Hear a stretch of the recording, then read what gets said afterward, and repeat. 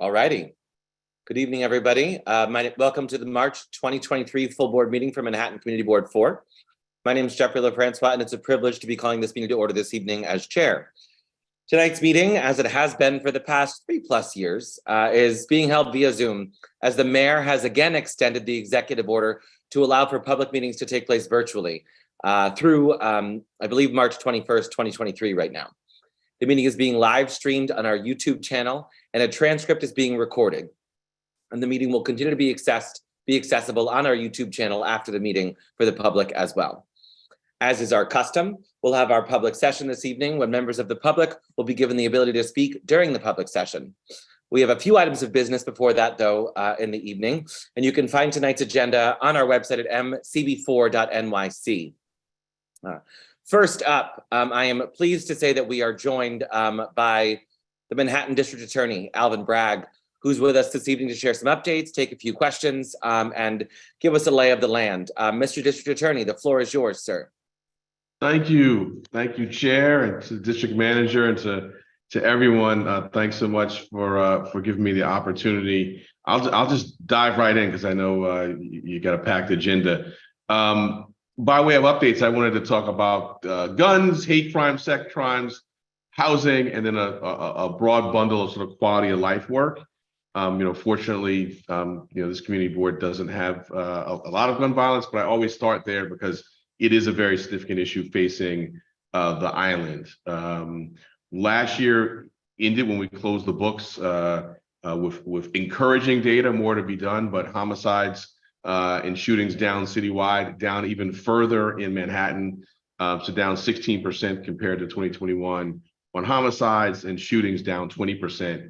That is, we believe, in significant part due to sort of our concerted efforts. We've done 20% more gun prosecutions than the prior year, and focusing on the significant drivers of violence in our communities. And so while that doesn't directly impact your community board in the way it does other parts of the island, guns are fungible, and it's also travels, and I think it's something that we also pay attention to. And I know from my seat, it's something numbers that I keep a close eye on. We've also sort of started the year with encouraging notes in terms of crime data for your precincts, in terms of robberies and grand larceny auto. So much more work to do on crime and public safety, but the data in significant parts is going in the right direction. Now to get to some things that's sort of a little more neighborhood specific. I know from Eric and others, you were interested in hearing about our hate crimes work. That sadly is an area that is trending in the wrong direction. We've had an increase last year in hate crimes, and we've sort of tried to meet the moment. We think we are meeting the moment. We increased our prosecutions of 20%. We went to the city council and got additional funding, $1.7 million, expanding our unit. We had a few people who had expertise in this type of a investigation and law. We now have about 20 people. We also increased our outreach in language capacities, and the top 3 in terms of categories of uptick have been LGBTQ, AAPI, and anti-Semitic. And so we've really been trying to outreach to community leaders to let them know we're here, let them know of our resources. In addition to, we know what increasing, we also know this is an unreported category. So Eric is on, and I encourage you to reach out. We can put our hotline number in the chat. Another area that we expanded significantly last year was our special victims, our witness aid, our counselors, our advocates. Really wanted to give them primacy and centrality in our work. So we've extended their capabilities as well, and particularly in the areas of sex crimes and domestic violence. We also started a new unit late last year, a housing and tenant protection unit. It has been very busy. We announced the unit, and then very shortly after brought prosecutions against 6 developers who we allege were receiving your tax monies, your hard-earned tax monies, under the 421A program, and we're supposed to be providing affordable housing and rental housing, and we allege instead we're not doing that, and charging exorbitant rents and pocketing the money. I know you have within your catchment zone, properties that have been on the sort of public advocates, worst landlords list. We're aware of that. I've been in touch with you, and that type of alleged conduct is exactly what the new unit is designed to do, to look at systemic poor conditions like mold and lead paint, and also look at systemic tenant harassment with landlords trying to harass tenants out of their homes. So they are hard at work. Again, and I'm looking at Eric as I said this, we've got some hotline numbers. And that unit has a hotline number as well. So maybe we can put that in the chat. And the last kind of suite of issues I'll kind of put under the umbrella of quality of life. And I think when we've talked before, this has been, what has been sort of very prominent in our discussions. And so I want to kind of give you an update on shoplifting, smoke shops, and issues sort of adjacent to those. Our shoplifting work has really tried to focus on the recidivists. We paired our data with NYPD's data, and if you look at that data, it shows that of those arrested, 18% of those arrested account for more than 45% of the arrests. So that population that is engaging in that conduct repeatedly is where we focused our efforts. At the end of last year, sort of a third of that group was in custody of our sort of priority group. Now we're doing some of those who are sort of doing it out of kind of clear greed or working with a more organized unit using our traditional resources, and those that are have clear mental health issues or substance use disorder. After we initiate a case, we're evaluating for those needs as well. So that work is ongoing. We've been meeting and talking with a lot of small businesses, including several in your area. The second area is smoke shops. We've just seen a proliferation. We have more than 400 smoke shops in Manhattan now, operating in what I guess we can generally call a gray zone.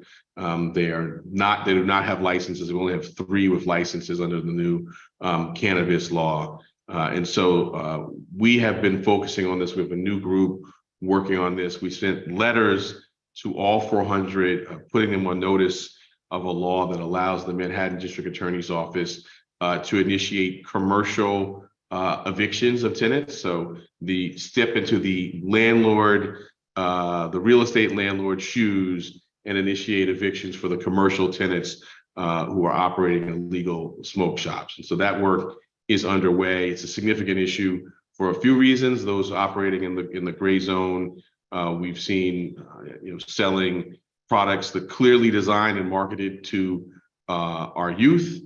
Also, you go to your corner store, what the juice and milk have been approved by the FDA. These stores that have not kind of been licensed, who knows what people are putting in their bodies. And of course, the people who went through the legitimate process are being undercut. So that's another significant issue.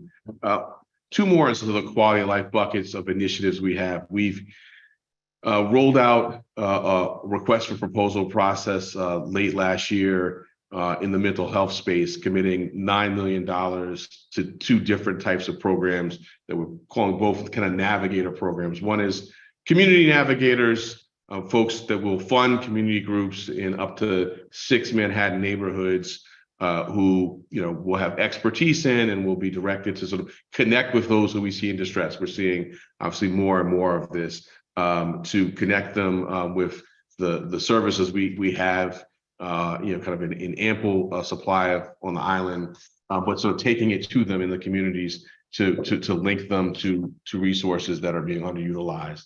The second of the navigators are courtroom navigators. We have folks who present to us, every day, sadly, in criminal court. If you want to see the brokenness of our healthcare system, you can really kind of see it on display. And so offering the same sort of direct connection right there in our courtroom. So that work is in the request for proposal stage, but we hope to have that live and be up and going mid-year.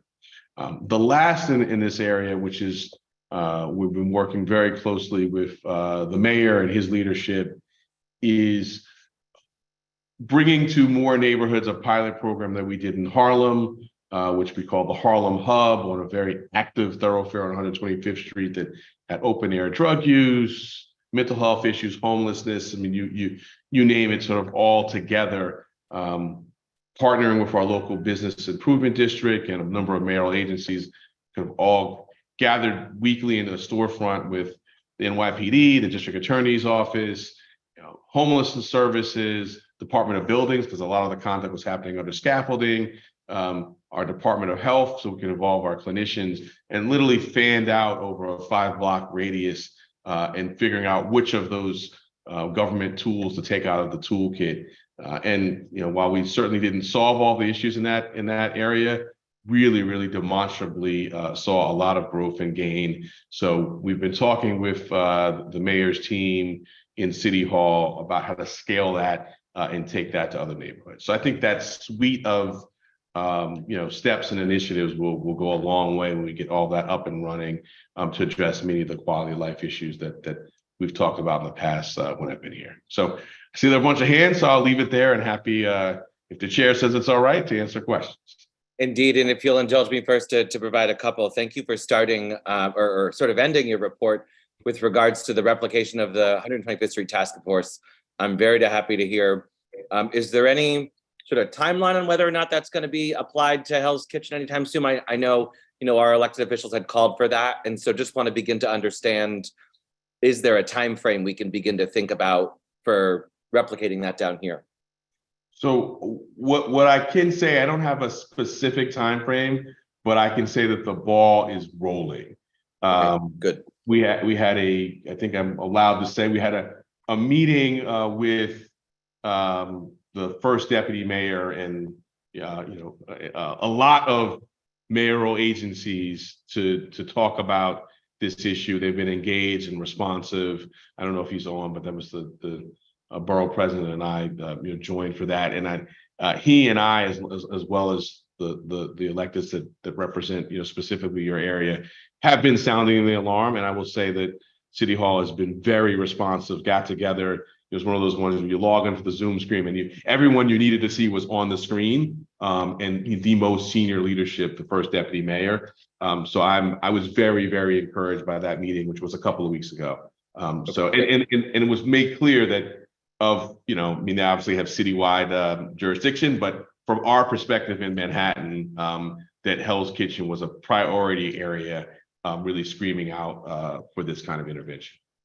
Great. And just two more brief things. Thank you for noting your, I hope, aggressive prosecution of those breaking the laws that relates to the 421A tax abatement. We have some of the highest concentration of 421As, and not only are concerned about their expiration, but the fact that landlords regularly violate the law. So how are you finding out about these infractions, the illegalities here? Is there a reporting structure we can be aware of? Definitely. And maybe there is not a chat. I think I'd ask Eric. We do not have our chat on our full board. So what we'll do is Eric after.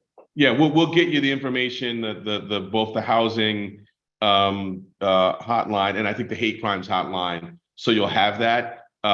We've been getting a good stream of complaints to housing. And the only thing I would say, and we're happy to sort of direct folks, is individual kind of landlord tenant is something for kind of legal services or housing court.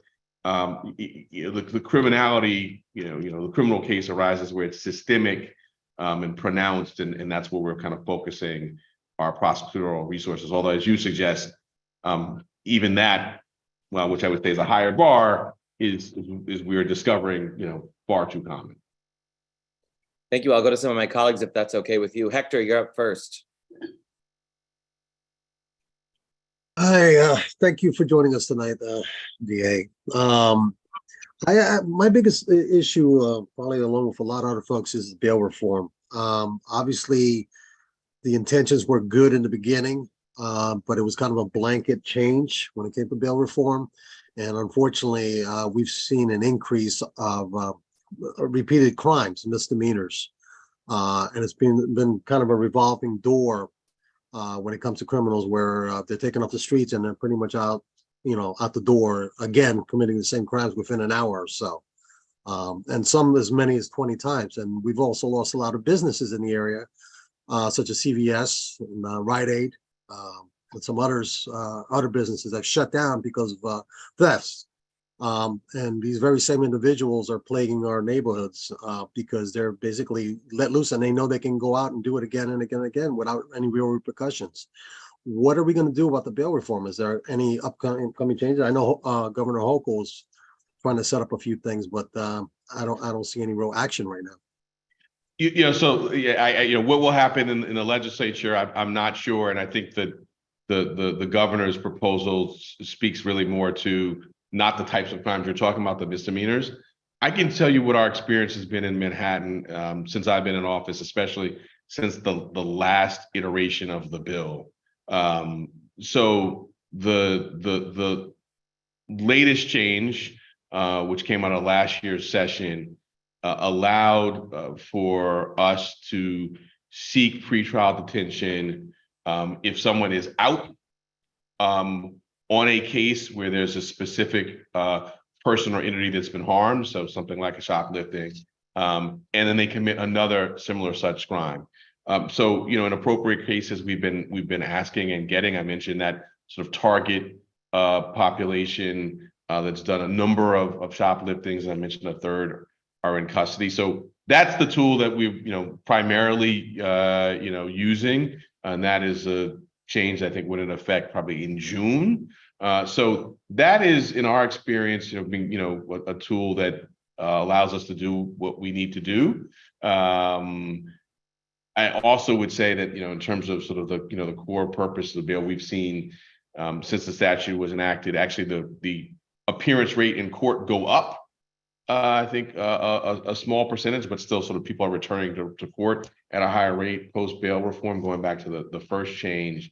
And then the number I keep a close eye on is the violent felony reoffender rate, and that rate has remained relatively stable pre and post bail. So I don't know what Albany will happen.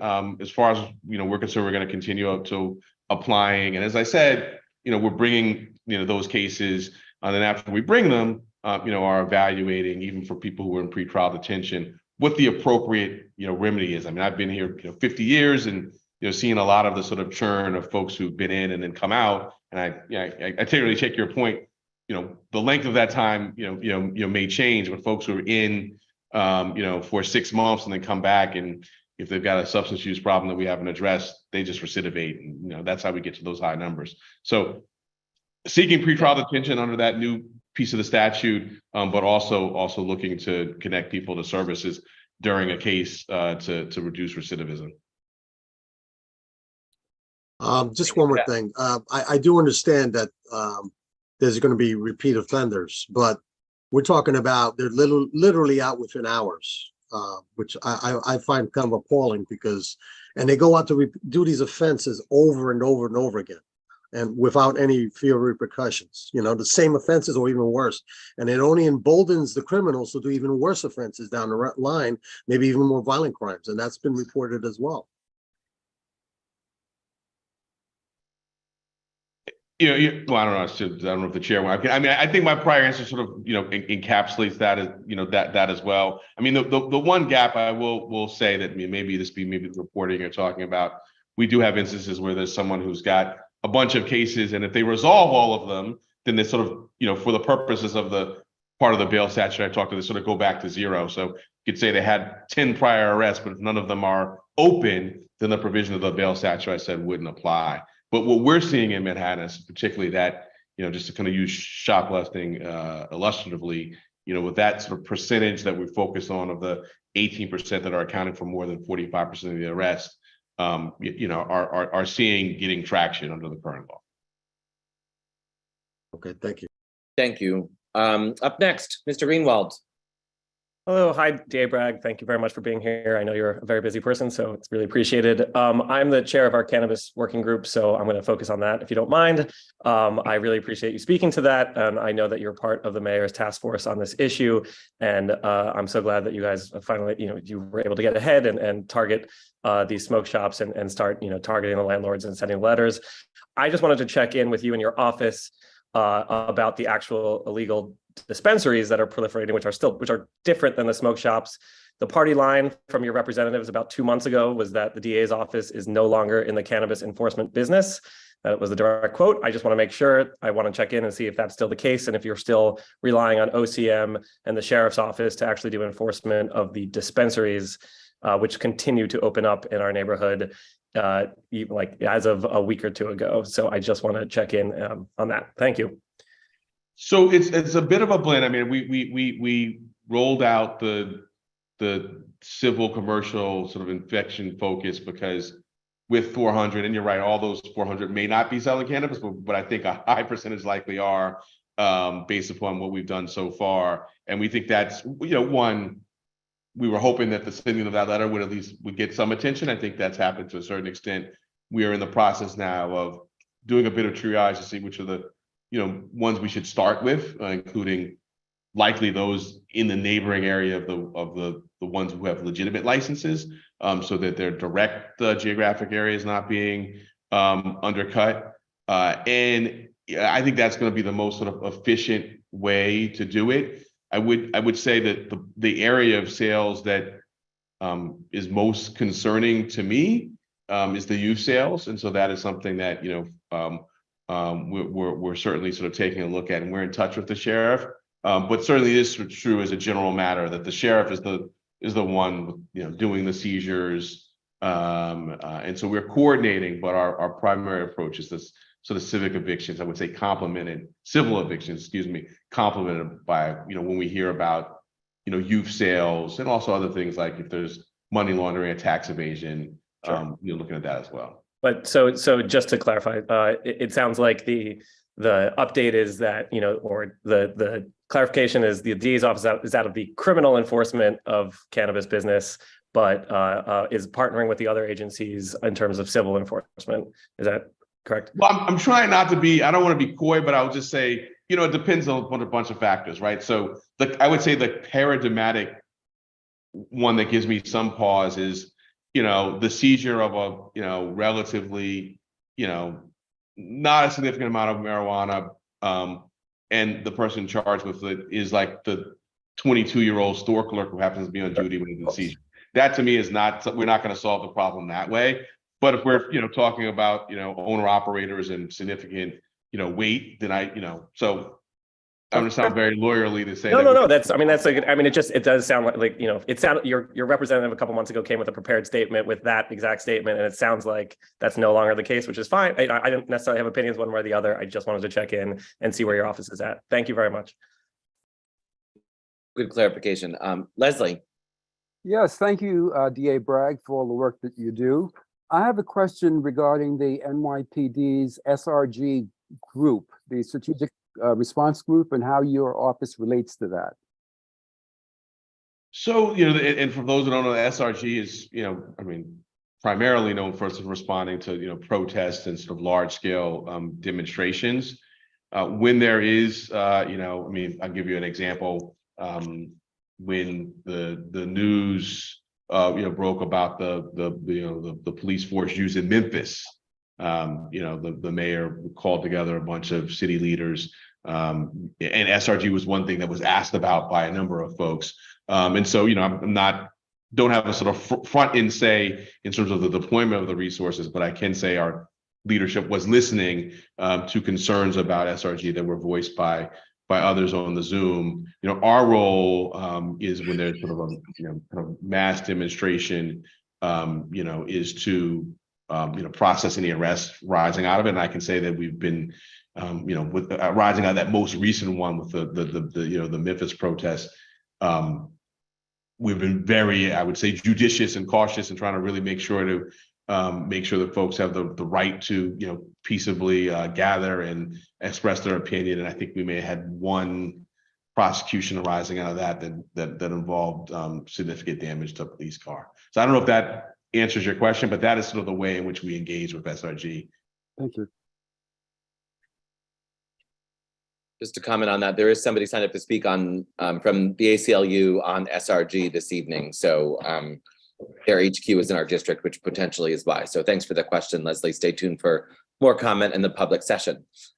Katie, and then Alan will have the last question. Hi, thanks DA Bragg for coming. I also was really glad to hear about Harlem Hub and that there's a focus on bringing it to Hell's Kitchen. And I just had a question for you. We actually are in the planning stages of putting together a forum on the community board about foot patrols. And our community board has asked for it in the past, being interested in having maybe some police resources redirected and allowing for there to be more foot patrols, and so that people are, more on the streets. Anyway, I was just wondering, is there any component of the Harlem Hub approach that has involved foot patrols? Yes, it's great. It's a great question, and I should have probably included that a part of that sort of integrated interdisciplinary response was foot patrols. As the area was 125th Street, increased foot patrols, which was more kind of the police department's bailiwick in terms of sort of how much and when, and so it really was integrated of using all of the various, as I say, kind of tools in the toolkit. But a part of that was stepped up presence. Great, thank you. Alan. Thank you, District Attorney, for joining us tonight. Maybe to piggyback on Katie's last question, with the increase or reported increases in shootings around our public schools, is that an issue, or is that something your office is involved with also with the other agencies? Yes, although, and I would love to maybe talk more, and maybe the chair can connect us offline. I mean, the shooting data. So let me say yes, it's something where, I would say schools and transit are, hotspot areas that we're, looking at and sort of looking at the data on. So yes, and happy to sort of have a more granular conversation, offline. Thank you. Thank you. David, I had announced that Alan would have the last question, but if you will be to the point and we can indulge the DA for his time, you'll have the last, I hope, brief question. Yeah, thank you. This is on behalf of myself and Pamela Wolf, who couldn't be here tonight. Thanks for addressing us, DA Bragg.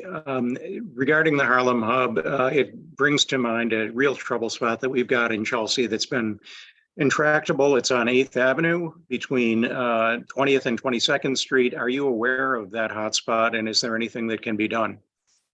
I'm aware. I've walked it. I don't know if Councilmember Botcher's on, but I think we've walked that area, and I would say 8th Avenue from about 22nd Street to about past Penn Station has kind of visible issues, and so one of the parts of the conversation is the location of the hub, and so it's certainly part of the conversation. It's an area that I know and that we sort of emphasize with our partners. As we compete for resources citywide, is a part that is significant. And just so you know, part of the argument that I make when I talk about that stretch is with not trying to impugn any other part of the city, but that stretch is a stretch where it defines us, right? People are coming and going who aren't a part of the city. They're posting photos there. It's a well-trafficked and well-visited, and I think it is deserving of this type of attention.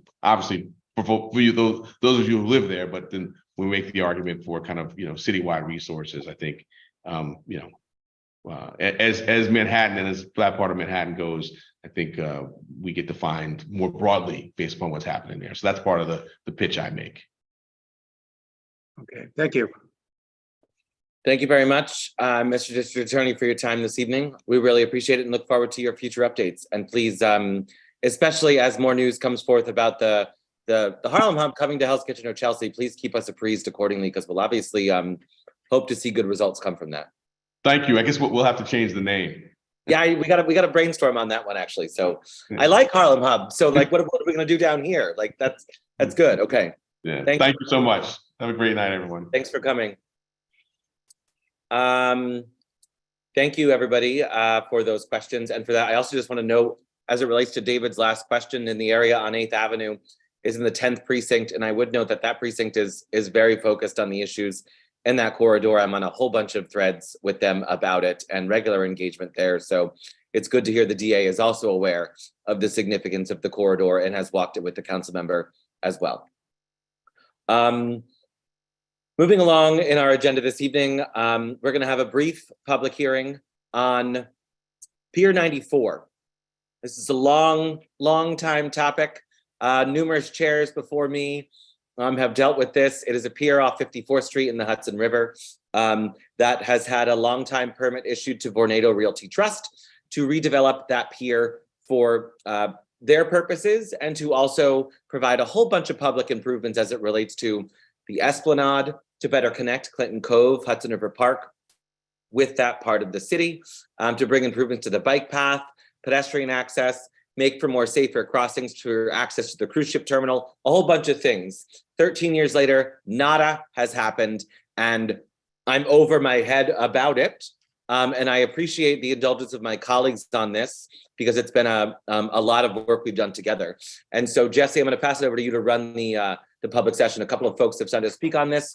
We have a letter on our exec that will be reported out this evening that's being voted on for ratification to remind Deputy Mayor Maria Torres Springer and President of EDC, Andrew Kimball, of our longstanding position and interest on this. So, Jesse, over to you.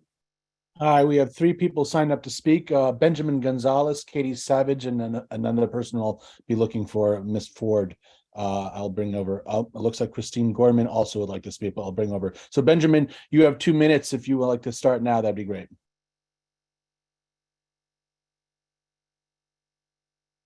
Hello, thank you.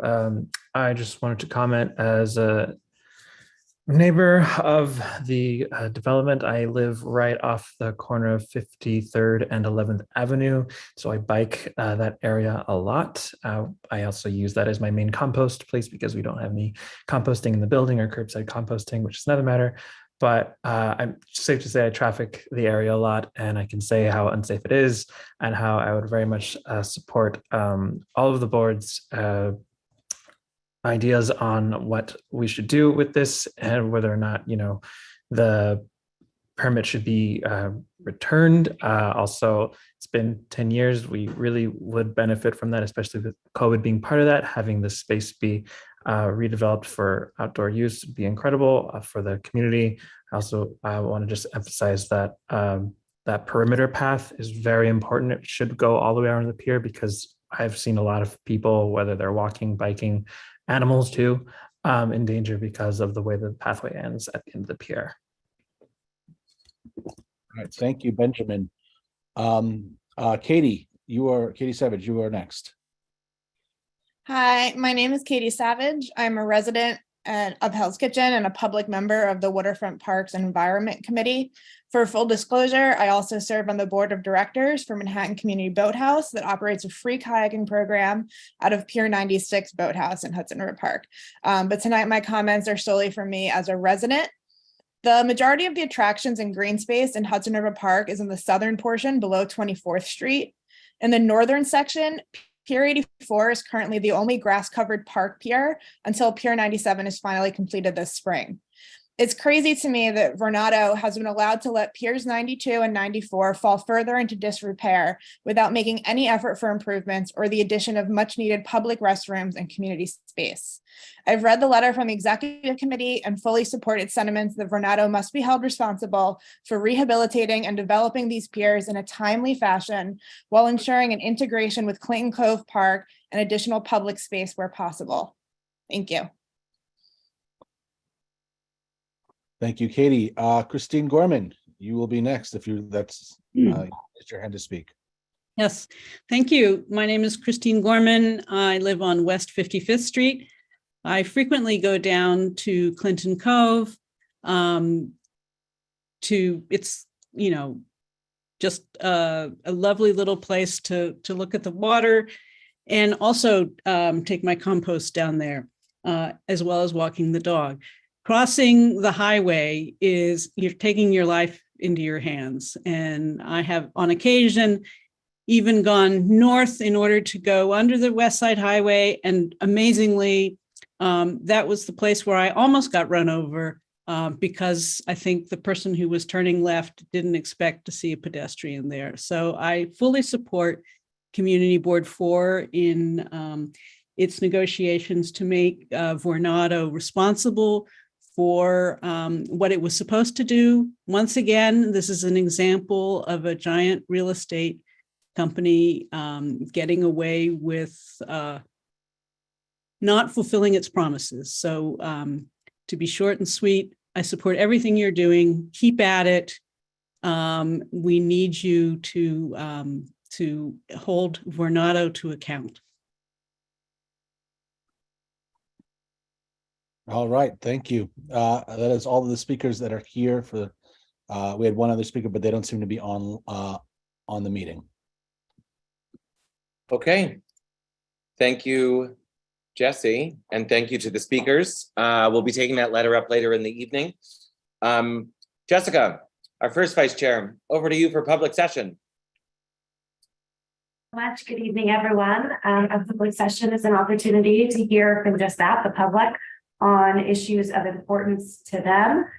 We do ask that everyone who has signed up to keep their remarks to 2 minutes. And we will start this evening with Tret Tierney, followed by David Greenblatt. Jesse, if you can. I don't believe I have either of those folks. I do have Molly Harris, who I brought over. Okay, great. Molly, are you with us? I'm here. Sorry. Great. Go ahead. Your 2 minutes. Actually, I didn't mean to take my hat off. There we go. There you go. Hi, my name is Molly Harris. I am one of the co-chairs of the newly formed 200 West 22nd Street Block Association. We cover West 22nd Street between 7th and 8th Avenues. We had a kickoff meeting this past Monday, which was well attended and where we had a lot of great discussions about issues affecting our block. We are continuing to reach out to neighbors to spread the word about our block association, and we would love the community board's help in that regard. Our email, if anyone wants to reach us, is 200 West 22nd Street, BA, B as in boy, A as in apple, @gmail.com. That's 200 West 22nd, 200 West 22 Street, BA, @gmail.com. Our mission is to give a voice for the residents of the block through fair and equitable and meaningful opportunities and forums to improve the resources of our residents for mutual social and economic benefits, and to promote the safety and general welfare for the block residents, as well as the greater Chelsea community. And I want to thank you for the opportunity to amplify our new block association. Thank you. Thank you, Molly. Jesse, I'm not seeing some of our other signups here, although we do have Katie. Did you have someone else you brought over? I brought over Marissa Yanni from the Department of Sanitation, who signed up. I believe she's here. Great. Marissa?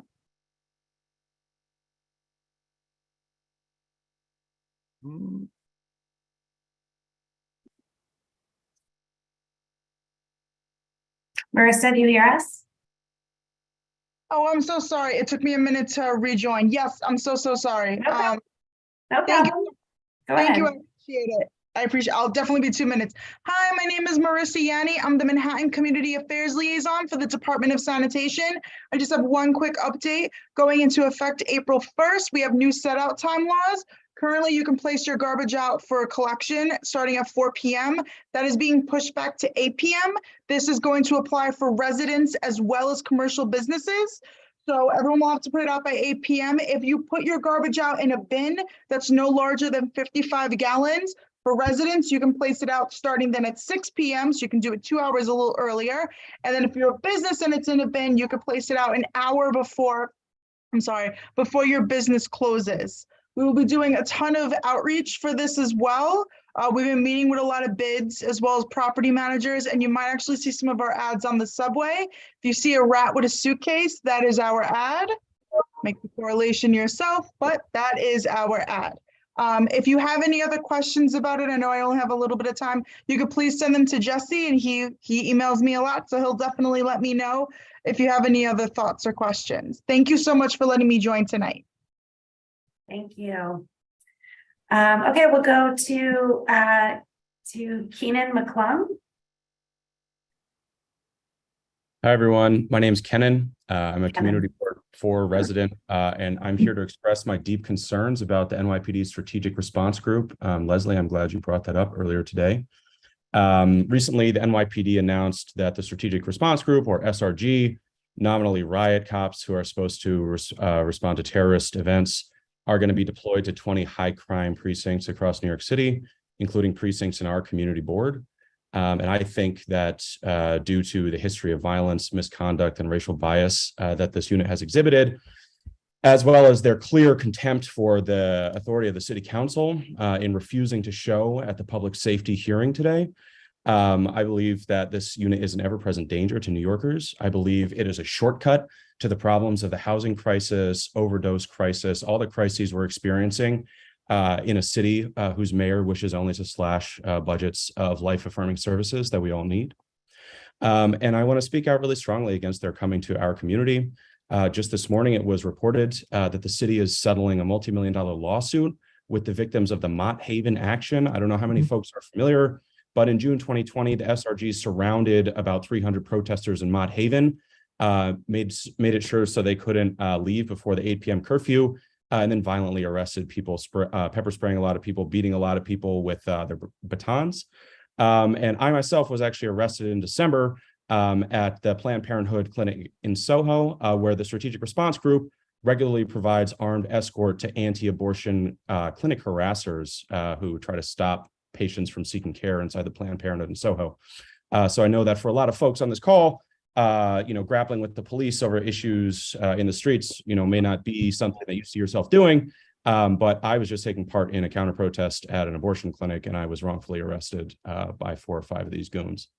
So I think these are an ever-present danger to our community. I think they have no place in our community. More than 20 city councilors have signed on to the letter to disband the SRG and take their budget out of the NYPD's budget and put it instead into resources for our communities. I'm ashamed to say our councilor, Eric Botcher, has not signed on to the letter, and he actually left the hearing before hearing one word of public testimony today. I'm sure he's a busy man and had a lot going on, but I was particularly ashamed to see that. And I hope you all join me in joining the call to not only keep the SRG out of our neighborhood, but disband them so that that money, which is wasted on a militarized police force, can actually be put into the sort of overdose services and housing that the city really needs. Thank you. Thank you. Thank you. We're going to go down to Katie Savage, and then it'll be Jess Wade. Hello, Katie Savage back again. This time I have my Hell's Kitchen 4954th Street Black Alliance hat on. On Sunday, February 5th, there was a multiple alarm fire at 764 9th Avenue.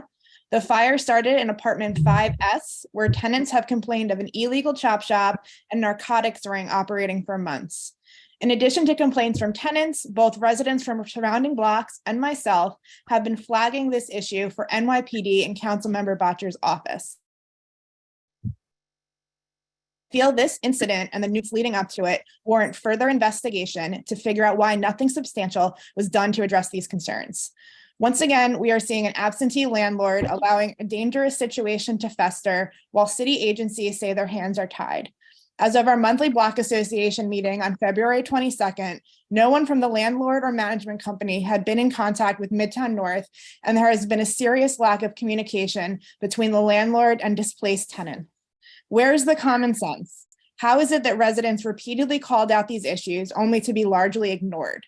The fire was determined to be caused by faulty electrical. However, FDNY pulled numerous lithium-ion batteries out of that unit. So, well, every single local resident I spoke to on the scene that day said, oh, the chop shop, absolutely nothing was done to prevent this from happening. I can't imagine this would fly in other parts of Manhattan, and it shouldn't be tolerated here either. Thank you. Thank you, Katie. Just two announcements here. One, if Jesse asks you to come over and you don't accept it, then we're not going to be able to bring you into public session. So just keep an eye out for that request from Jesse if you have signed up in advance. Also, we have 4 people who have raised their hands. I will include you in tonight's public session, but in the future, you do need to sign up in advance, and the list closes at approximately 6:45. So I think, Jess, that's your hand. Jesse, so Jesse can try to bring you back over. But for now, we can go. Do we have Bobby? Yes, thank you. Great. Welcome back, Bobby. Thank you. My name is Bobby Vanciolatos. I'm the center manager at the Chelsea Recreation Center. I just wanted to talk about 3 events that we're going to be having this month for open to everyone for the public. This Saturday, March 4th from 11 to 2, we're hosting our She's on Point event celebrating National Girls and Women in Sports Day. We're going to have activities for all ages, including lacrosse, basketball, cheerleading, karate, fitness classes, dance classes, arts and crafts, and more. So everyone's invited to that.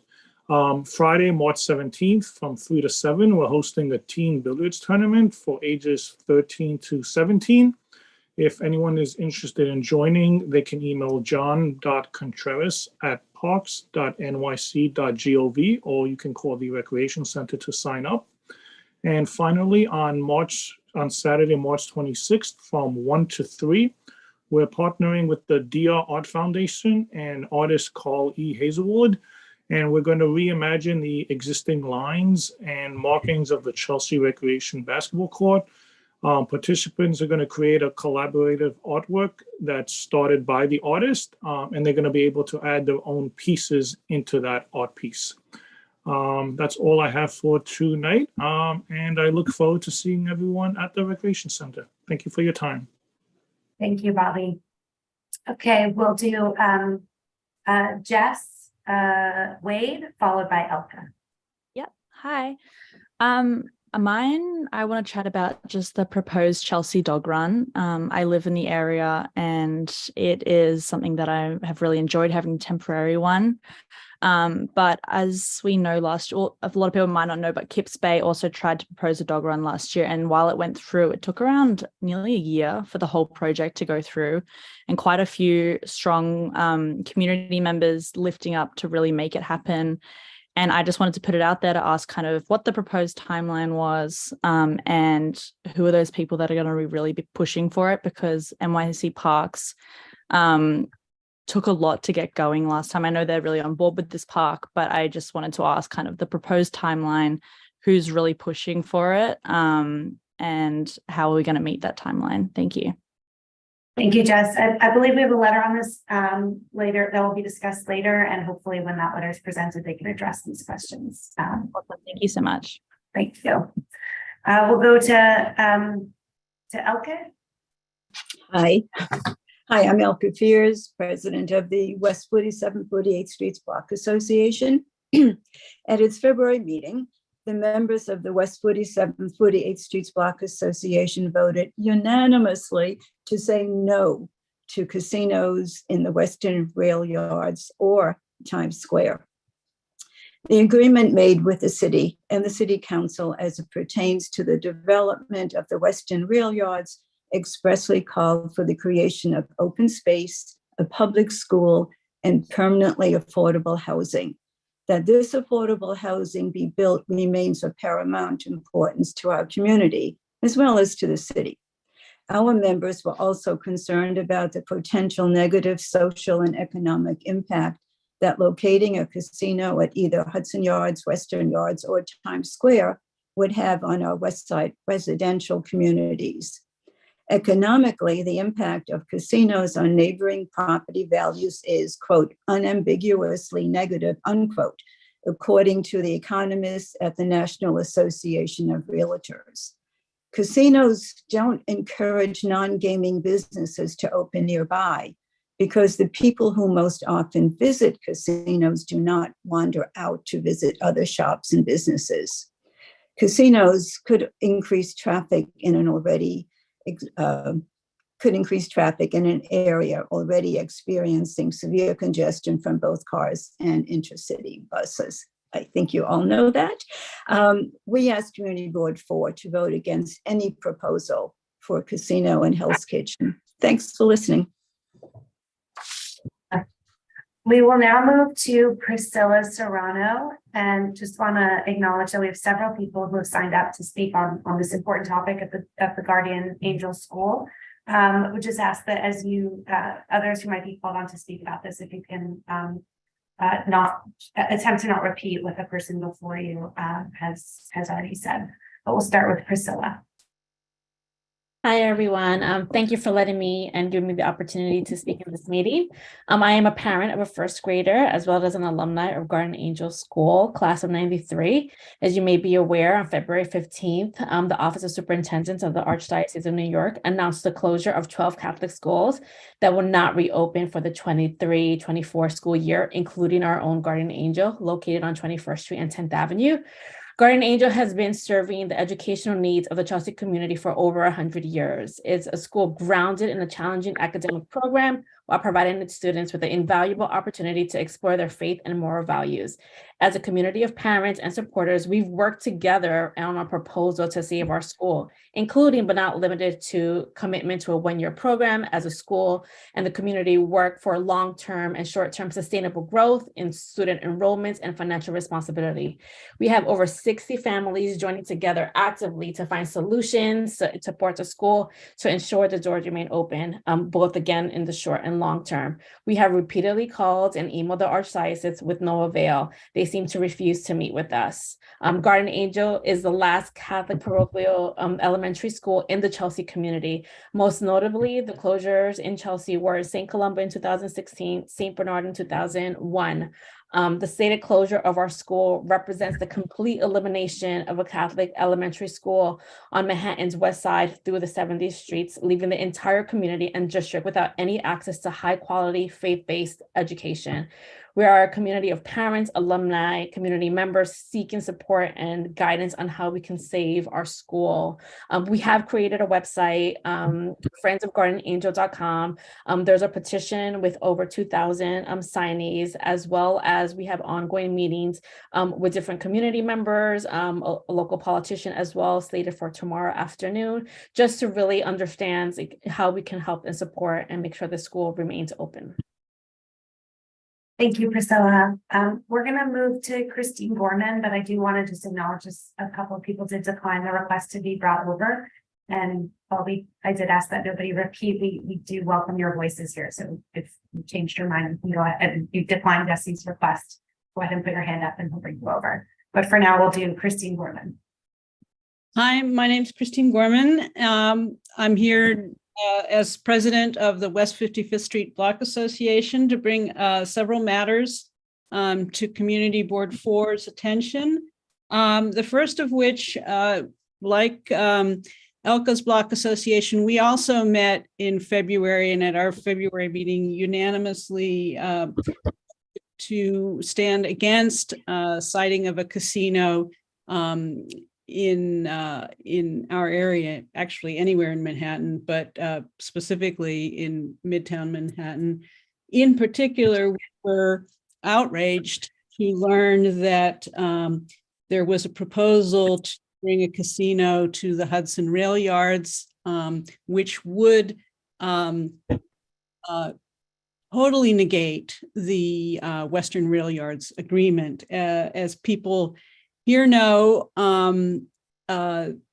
that was a really hard fought, hard negotiated agreement in 2009, in which in sort of payment for luxury development in the rail yards area, we were promised as affordable housing, permanently affordable housing, and then in the second half of the agreement, a school and open space.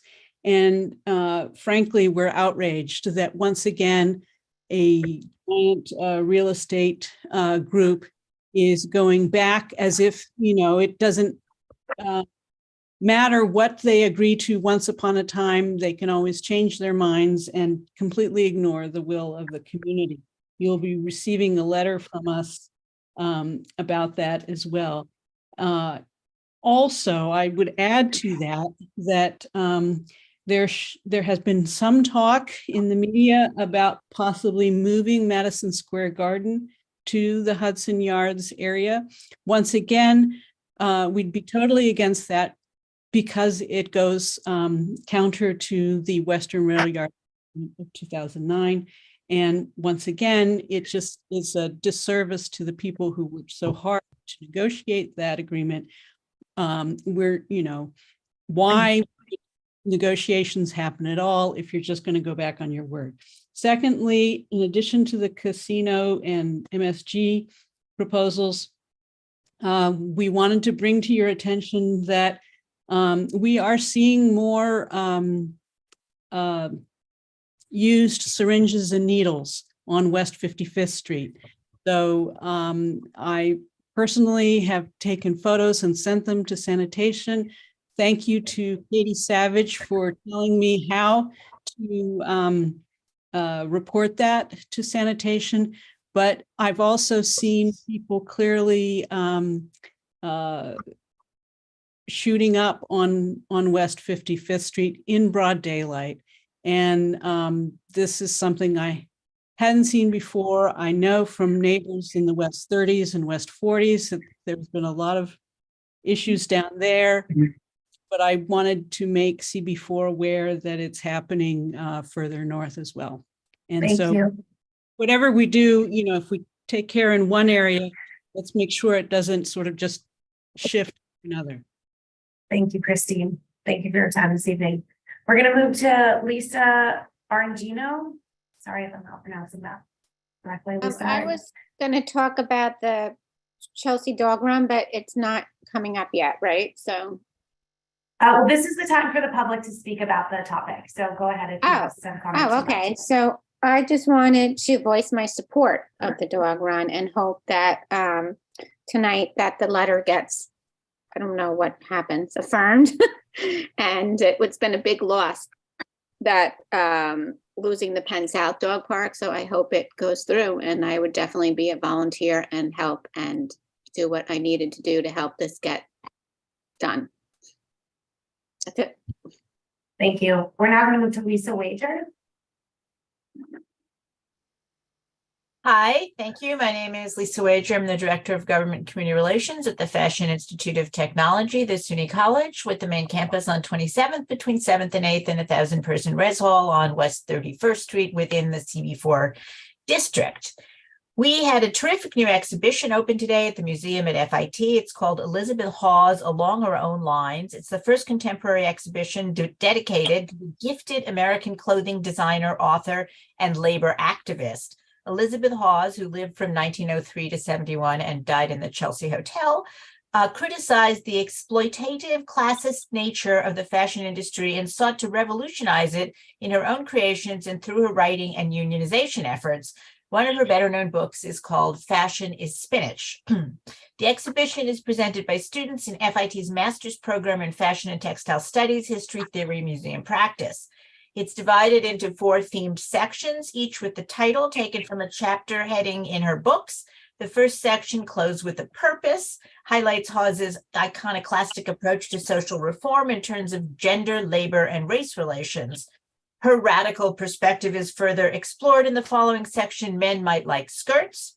And the next section, Who the Hell Are You?, explores her design style through the lens of her connections with her couture clientele. The final section, I Leave You Here, centers on the later years of Hawes' life, which was primarily in Chelsea, and her shift from couture to high-quality mass production because she believed that ready-made clothes could resolve the classist exploitative aspects of the fashion industry that she had battled against throughout her life as a writer and activist. The exhibition is up till March 26th, and I remind you that the museum at FIT is the only museum in New York entirely devoted to fashion, and it's free and open to the public Wednesday through Sunday. The Justice Film Festival starts tomorrow at FIT. Since 2012, the Justice Film Festival has been the premier showcase for films that shine a light on social justice and affirm the dignity of all people. In the past, it's been held at the Firehouse Cinema on Lafayette Street, at the Sheen Center at NYU, and this year it's at FIT. It runs Friday and Saturday. It offers many wonderful films, shorts, labs, and panels. And you can find the show list and buy tickets at justicefilmfest.org. filmfest.com. And lastly, we're pleased to announce that Ideas at Work, our 17th annual Sustainable Business and Design Conference, will be held on March 28th and 29th. We're returning to in-person this year with an option to attend virtually, and please check out the website for details, which are not posted as of this afternoon. Thank you. Thank you, Lisa. Thank you. We'll move to David Stewart, followed by Shelley Rosen. Hey, everybody. My name is David Stewart. I'm the chair of the 45th and 46th Street Block Association. Thank you for allowing me to raise my hand and bring me in. I neglected to sign up, so thanks for that. I just wanted to mention an issue that I'm sure many of you know about, and it's basically called demolition by neglect. We have a residence on 46th Street. It's 410 and 412 West 46th Street that our community and block association has been working with the tenants now for about a year. And the owner is Keystone Realty. They're the #1 worst ranked slumlord on the Public Advocates list of slumlords in Manhattan. And I just wanted to bring this to everybody's attention because I think so many issues that we experience in New York are nuisances. I think this is one of those issues that actually puts people's lives in jeopardy and also is like a huge contributor to blight in our communities. I think it adds to crime and adds to like public safety. What happens is, of course, in these buildings is that an owner takes them, doesn't do any kind of maintenance on them for years and sometimes decades, and those buildings slowly decay. They become a safety issue because the structure of the building isn't sound. So HPD and DOB have to come in and they have to, at times, tear those buildings down or demolition them. But the owners of these buildings maintain ownership and they maintain control. So, you know, I know Paul and other folks know about this, so I'm not going to belabor the causes of it. But this is something that I've found out now that there are literally hundreds of buildings in Manhattan that are experiencing demolition by neglect. There are 2 such buildings, actually 4 such buildings just in my block association alone, 8th and 9th between 45th and 46th Street, going all the way to the river. So one of the things that I've learned about this is that the city expends incredible amounts of resources, human resources, financial resources, and community resources to try to address these things. Yet these owners, there is literally no push. I mean, there is no like repercussions for their actions. They maintain ownership. They're allowed to buy new buildings. They're rarely like prosecuted, rarely does anything happen. So I just wanted to bring this to your guys' attention because I think as the city is struggling to find money and to find resources for so many things, that this is something that is absolutely chewing up resources, time, and money. So I just wanted folks to be aware of this. And just, you know, to the community, like myself, I put in hundreds of hours just on this project. So I think it's a real concern. So thank you for Thank you, David, for your time. Also, our housing committee has taken up this issue fairly significantly, and we'll ask the chairs be in touch with you to see if you can align you know, your efforts on this matter. Shelley Rosen. Hi, everybody. Thank you for allowing me to speak tonight. I'm here to discuss the proposed dog run, and I want to thank the Waterfront Parks and Environment Committee for considering this, and I hope that it will go through. I'm one of the organizers of the volunteers. We had huge, you know, response to the temporary one, and I think it would only be better with one that could be, you know, we can have access to water. We can talk about anything that is needed to improve acoustics or resolve any issues. I think, you know, we should definitely give it a try. There are a lot of people who are very enthusiastic about this idea and excited to share the resources. Well, I live in Penn South, and also the Chelsea Elliott houses. I know there's a lot of interest, and I encourage the committee to be supportive of it, and I think an accessible run in that area for 2 NORCs with a lot of people with disabilities, and for whom the other dog runs in the area are inaccessible. This would be a tremendous addition to the community for many people. Thank you so much. We're going to close out tonight's public session with Mary Jones. Mary. Hi, my name is Mary Jones. Thank you for allowing me to come on and speak. I live in Penn South, and I am in full support of hopefully the new dog run that's going to open up by the Chelsea Park. The one that we had in Penn South, it was temporary, but it was so ideal for us because a lot of us with disabilities or elderly cannot walk all the way to either Madison Park or the Waterside Park. So something closer would be so ideal. And I'm more than happy to volunteer. I was helping volunteer in the one next to us. So please consider it, please. Thank you so much. Thank you, Mary. That will now conclude our public session. Back to you, Jeffrey. Thanks, Jessica. And thanks everybody for speaking up this evening. Up next, adoption of the agenda. Are there any questions on the agenda? Hearing none, I'll take a motion to adopt, please. Second. Thank you, Paul. Is there a second? Thank you. Any objections? The agenda is adopted. Moving on to the minutes, with thanks to Katie and Roberta. Any questions on the minutes? Hearing none, I'll take a motion to adopt the minutes, please. Leslie, that was a thumbs up. I'll take that as a motion. Is there a second? Second. Thank you, Christine. Any objections? Great, the minutes are adopted from our February meeting. Up next tonight to hear from our elected officials who have joined us from all over. I saw State Senator Brad Hoylman first, and I believe he is still here if we want to bring him over. Councilmember Gail Brewer is also here, and I believe we'll be joined by the Deputy Borough President this evening as well, though I'm not sure she's joined us yet. Jeffrey, can we go? She is here. It's under a different name. That's why, Keisha. Sorry, Jesse, what were you going to say? Can we go with Gail just because I think she's here now? Oh, you've got Keisha already. Never mind. She's here. Yeah, and Brad, I think, is here too. Yeah, I think Brad. Yep, go ahead. Okay. Keisha, over to you.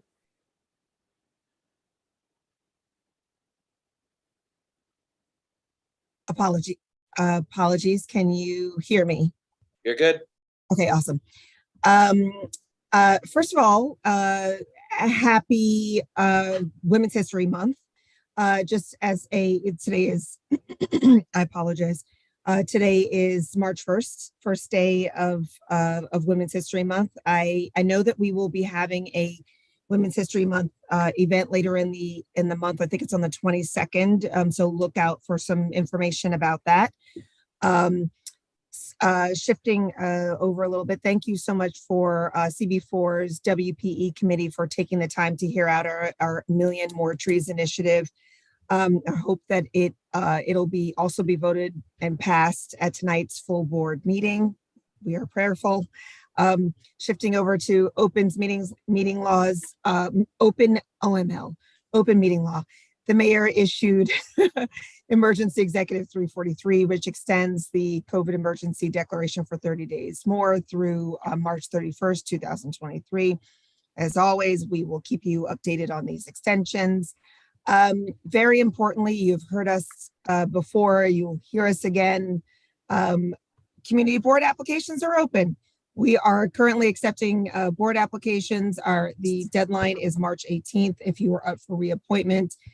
If you want to hear your voice heard and you are a member of the community who is not up for reappointment, just would like to have your voice heard and be engaged with your community. If you have a vested interest in your community, please know that we want you to make a difference in civic government, and please apply. I will drop the link into the chat.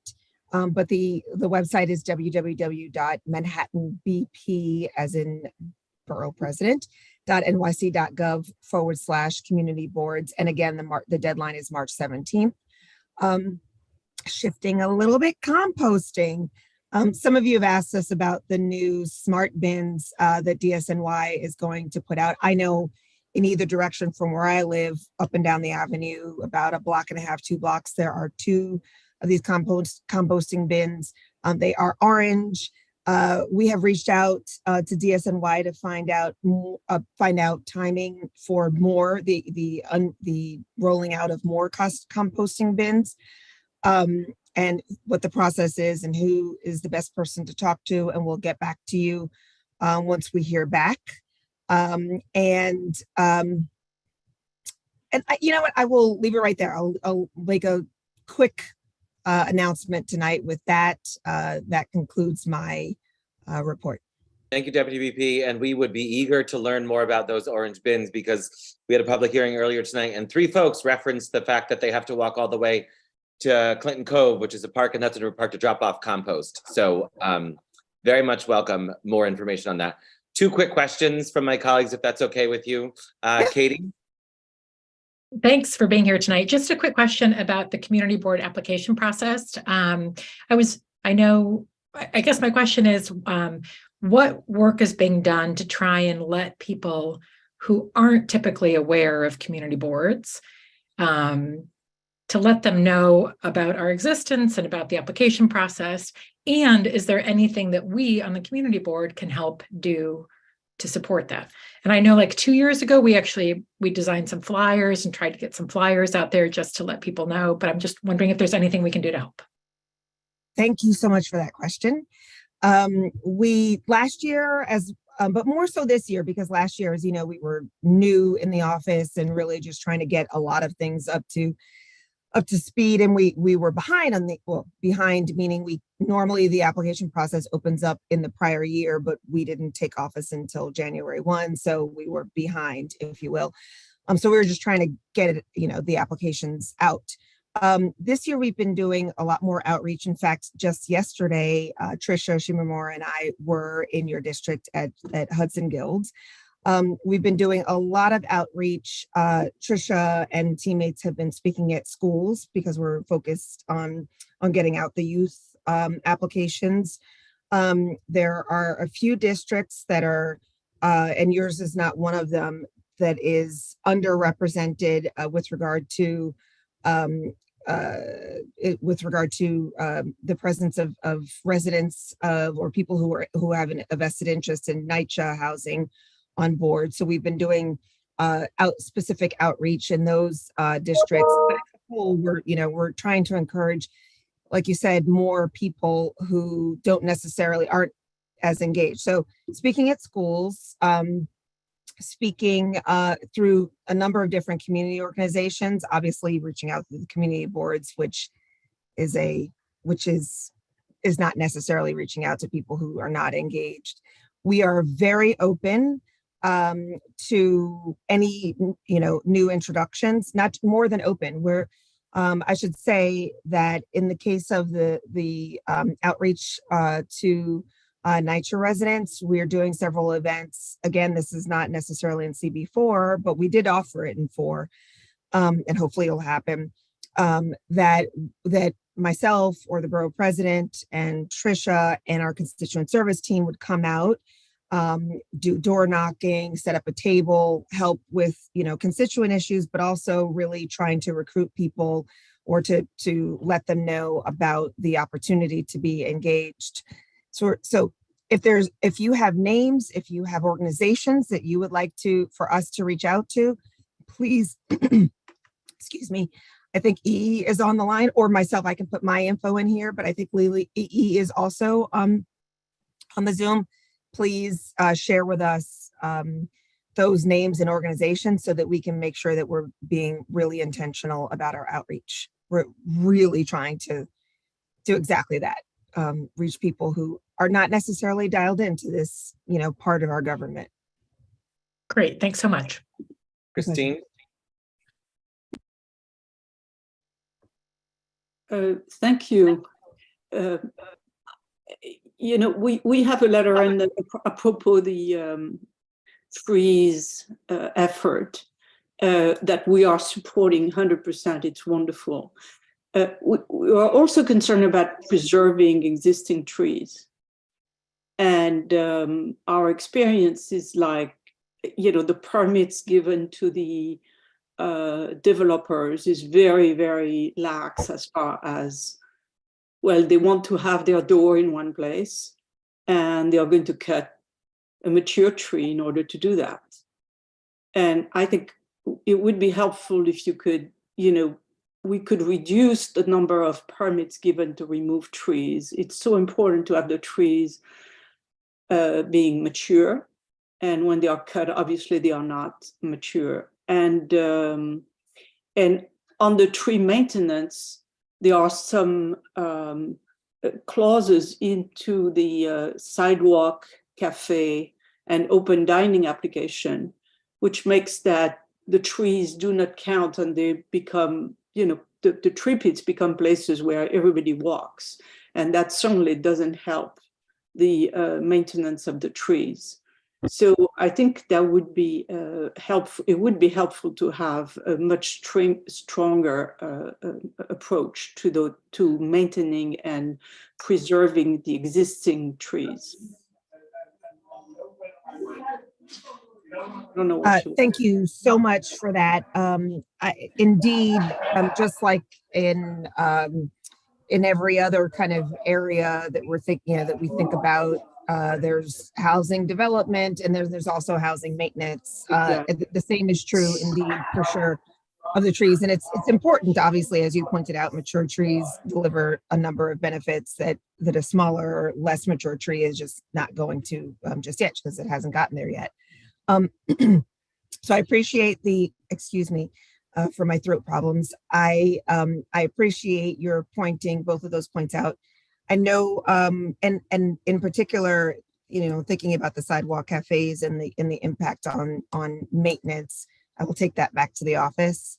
And so I appreciate your for raising that for us, and we'll circle back. Thank you. Thanks, Christine. Thanks, Keisha, for joining us tonight. We love our canopies. We love our trees in general, and you'll be getting a letter from us later this week. So appreciate it. Up next, Councilmember Gail Brewer. Hi, Gail. Let's see. Thank you. Thank you very much. I'm at a meeting, so I hope it's not too noisy. First, I want to just say working with the district attorney on cannabis was some hope that he can get the 400 owners of these buildings and get them to say, get out, because the vaping and the problems in the schools, not to mention all the other issues, are real. There was a big article in the Daily News today. It's absolutely correct. And I think I'm the one that sort of started the discussion, but it's really taken off and I hope it works. Number two, something very special. I always had dreamed of having the ability to have people go door to door at Amsterdam houses, find out what people need in terms of support, jobs, school, mental health, etc. Guess what? Between Linda Rosenthal and myself, the speaker gave every council member $100,000 to look at how you can make your neighborhood safer, cleaner, and I'm using it for this. And Linda worked with us and put money in, and Garden Riverside hired the people. Then we're going to work with Eric Blatcher and with the folks who are in Fulton, Chelsea Elliott, because between the two developments, we need jobs and we can share information. So it's a big deal. It's a year program. It means that we might actually we also have Fordham University as the evaluator, which is important. And if it works, meaning I'm making this up, you talk to 50, 60 young people, adults, maybe more, and you get them off the track of not knowing what to do with themselves, having a job, having school, having training. That's huge. So let's see if it happens. But I'm really excited about this project. It was my idea. And it's Amsterdam houses, Amsterdam edition. We can certainly include Harborview if they want to participate. And obviously the wonderful folks who are at Chelsea and Fulton. So anyway, I just want to let you know that because it's both communities working together. The issue is this: tomorrow we're going to be passing legislation. I don't know if it's going to work on batteries. I started it. The issue is there is 2 people dead already this year, 6 dead last year, 200 fires last year, 73 fires I think already this year, all from batteries, and it's the stuff that burns, kills you, toxic. So we'll see. My law basically will say you can't sell secondhand batteries, particularly with the cells that are all mixed up, not appropriate. And there's a lot of controversy about what's going to work, what's not going to work. And there are about 6 pieces of legislation. So we're trying to deal with this issue. At the same time, making sure that we support the workers, 65,000 of them. So I'll leave it at that. The Manhattan Neighborhood, MNN, Manhattan Neighborhood Network, used to be on 59th Street, sort of a division between the 2 community boards. It's now owned by Project Renewal. There's a lot of controversy between the building next door and that particular site with, at this moment, 200 women. I know it's in Board 7, but it's really close. I would have liked to see that be permanent housing. This is an example where the mayor just decides what he's going to do, has no discussion with anybody. It would have been a great site, best schools in the country, transportation, etc. So I don't know how it's going to end up, but they are moving forward. They've been suing each other, the building and Project Renewal, but the judge seems to have come to some kind of conclusion. So I just want to bring that up to you. Clinton Towers has a lot of issues in Board 4. I've been working endlessly with the residents and obviously with Mary D'Elia and others involved. There are problems in the garage. There are problems with the building. So not to belabor the point, but just to let you know, it's pretty endless. I want to also just mention the issue of good cause. I know that there's lots of housing issues that we're all familiar with, but I'm co-sponsor on the resolution in the city council. I'm sure there's no owner of a building in the city that likes it, but I cannot take any more calls to my office of families and individuals who no longer can stay in their apartment in the Manhattan because of reasons that are beyond me, except just leave, because they are market rate tenants. It doesn't seem fair to me. And I also wanted to say we're also working on the ID NYC application process. Believe it or not, you need not enough different kinds of ID or enabling people to get that ID. And it's really important, not just for the migrants, but for others. We have a lot of events. If you hopefully all get our newsletter, we have something coming up on Local Law 97, which I think we all know has to do with keeping our buildings environmentally correct. Again, very controversial. And we have things coming up for seniors in terms of technology, and we have participatory budgeting, which can include Board 4. So make sure that you pay attention to all that. We have things on Medicare. And tonight we have our usual housing clinic, which has over 100 people and lawyers helping people get their legal housing rights addressed. Harbor View is really pissing me off. This mayor talks about housing. Here's an example of doing nothing for the last 20 years. So just so you know, I just wrote another letter. I will send it to you, and soon I will have a press conference and invite you all to say, why are you waiting for this? Board 4 is supportive, the community, everybody's supportive. So thank you very much, Board 4, for everything. And I hope this is a little insight into what we've been working on. Thanks. Let us know the date of that press conference, Gail. We'll be there. I will. Thank you. Senator Hoylman, thanks for joining us. Oh, bless you. Thank you for having me. Really good discussion with the district attorney, and it was great to hear the community input in the public session. I really like how you run it. Having been a former Community Board 2 chair, I don't know if I'd let community board members speak twice, but I'm glad that you did. That is a very generous offer that you give members. So that's fantastic. Just wanted to observation. Thank you, Senator. No, I think it's really good. I just want to mention a few things. Some of what I'm going to mention briefly builds on what my colleagues mentioned earlier. But there was this crazy so-called day of hate on Shabbat on February 25th. I just wanted to point out the fact that I've introduced a bill that's similar to one that passed in California that's going to require social media platforms to clearly publicize their content moderation practices and take account. We have restrictions at the federal level as to what we can and can't require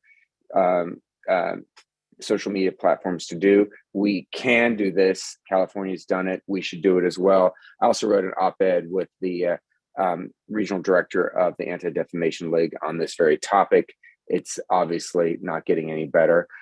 Secondly, I want to thank Community Board 4 for your support in fighting for expanded hours at Midtown Community Court. We have won at least a partial victory, I would say. We met through a working group that a number of elected officials, including the district attorney, were members of, as well as advocates. And MCC is now going to be open an additional day a week. That's a good start. We need it to be fully open, but I'll take the win as it's been presented.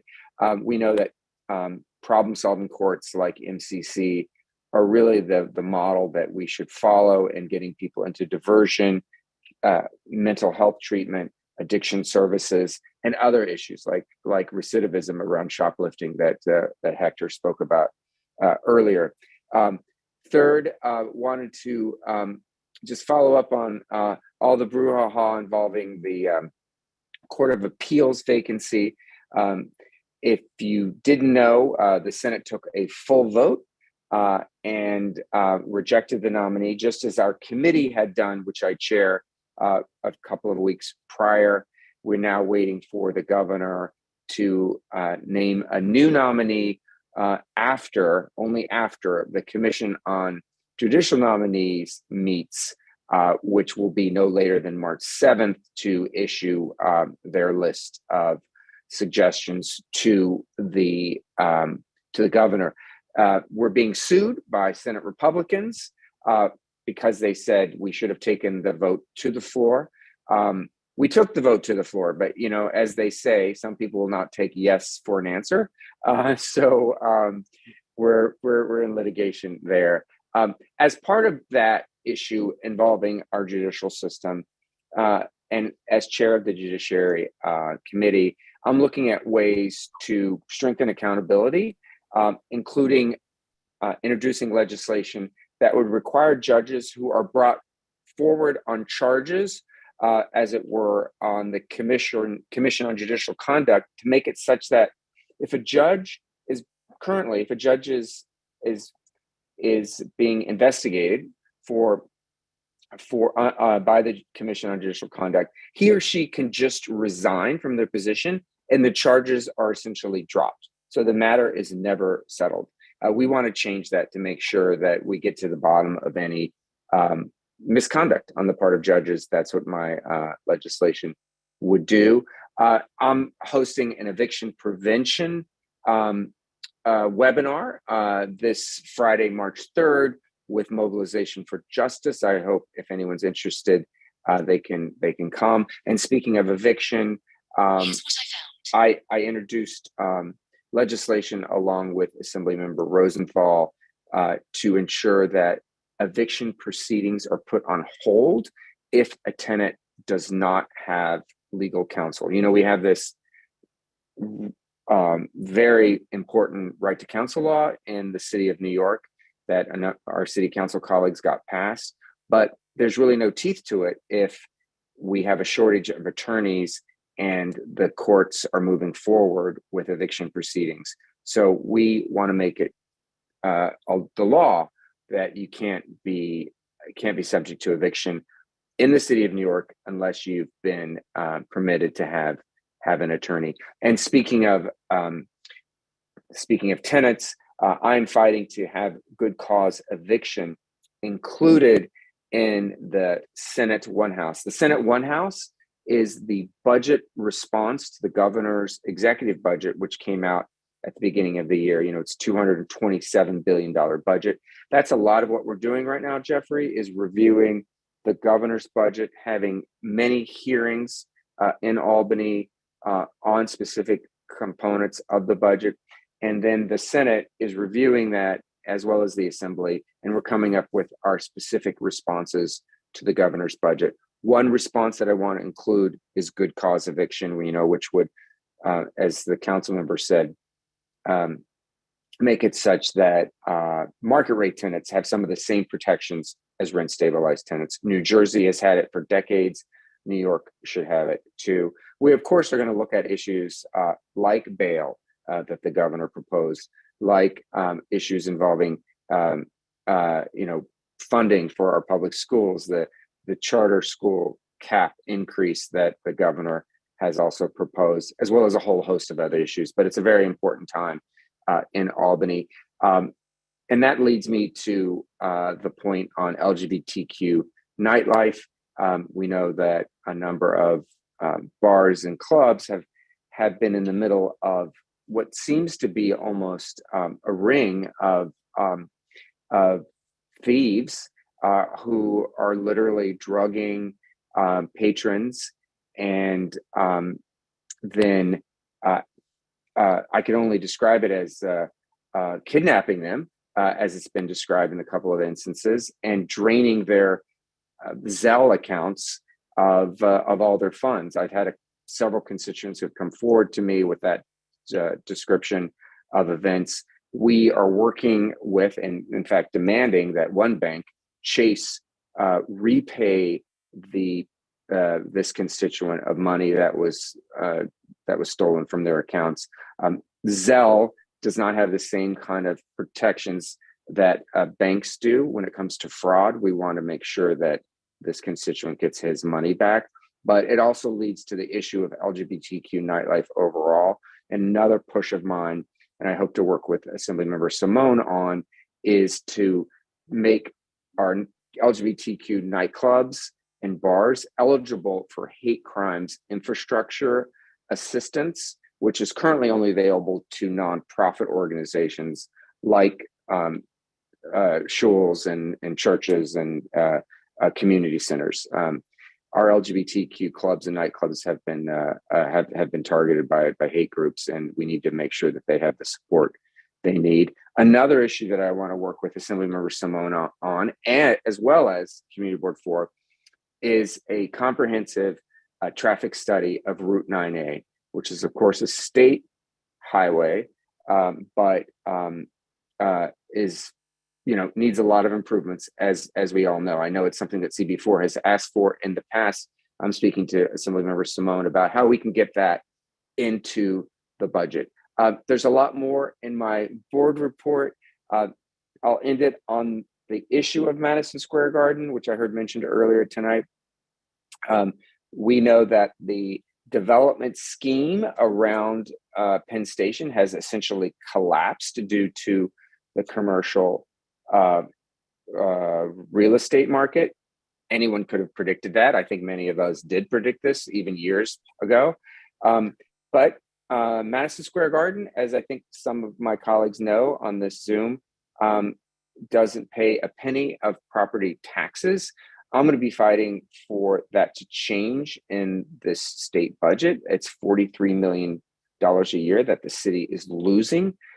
It's been this way for 40 years. We're looking for additional monies because of the collapse of the commercial deal around Penn Station. We're looking for money to help pay for the renovation of Penn Station. Well, that's $43 million a year that perhaps we could have access to if we change that law. I hope we can do that in this year's budget. Good to see everyone. Thank you. Thanks, Senator. Appreciate you being here. Can I ask you a quick question about your legislation about the eviction stuff? Is there any funding that comes with that to support organizations like HCC to be able to hire more attorneys to make sure that there can be counsel provided to those who are on the verge of getting evicted?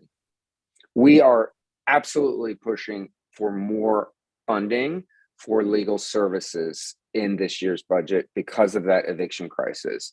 It is way overdue, including funding for attorneys that represent criminal defendants.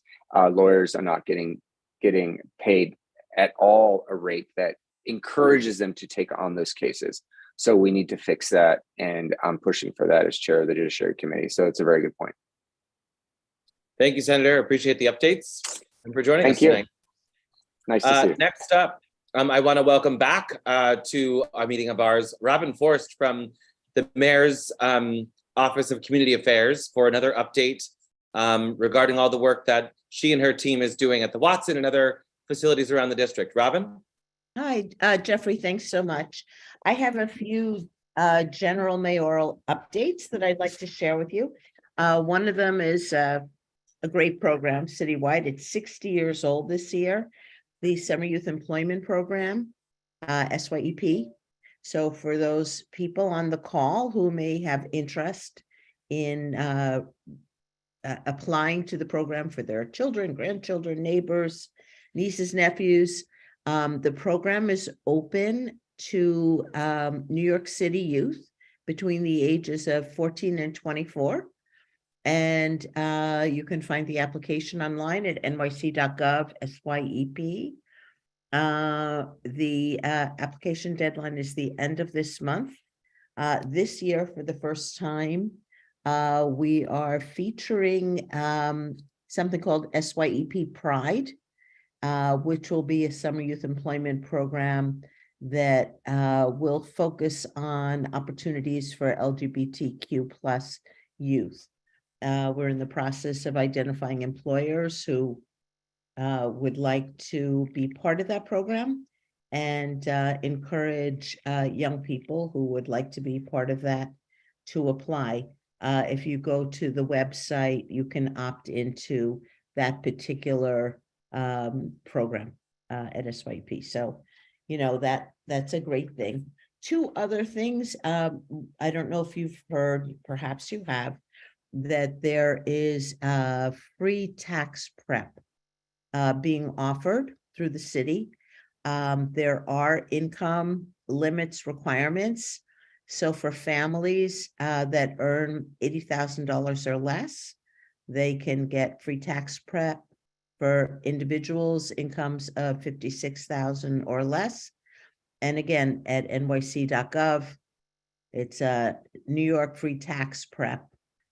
But if you go to nyc.gov and put tax prep, I'm sure you will get to the right place. And finally, I wanted to remind people who are property owners that are in arrears for overdue interest that there is a one-time amnesty program for people to get forgiveness on the interest that's accrued to unpaid bills. And again, I hate to be repetitive, but nyc.gov, one-time amnesty, and people can always reach out to me if they need further information. So those are three programs I wanted to share with you. As some of you know, we had a very great meeting with a number of your members regarding programs for youth at the Watson. I am trying to work with city agencies to see what we can put together. I hope to have more information next week. And I wanted to thank all the people who joined me and Jesse to discuss their interests and all the work that they have done in this arena. Just really impressive commitment to people. And that's it. Robin, thank you for being here tonight and for joining us. A quick question, if that's okay with you, Leslie.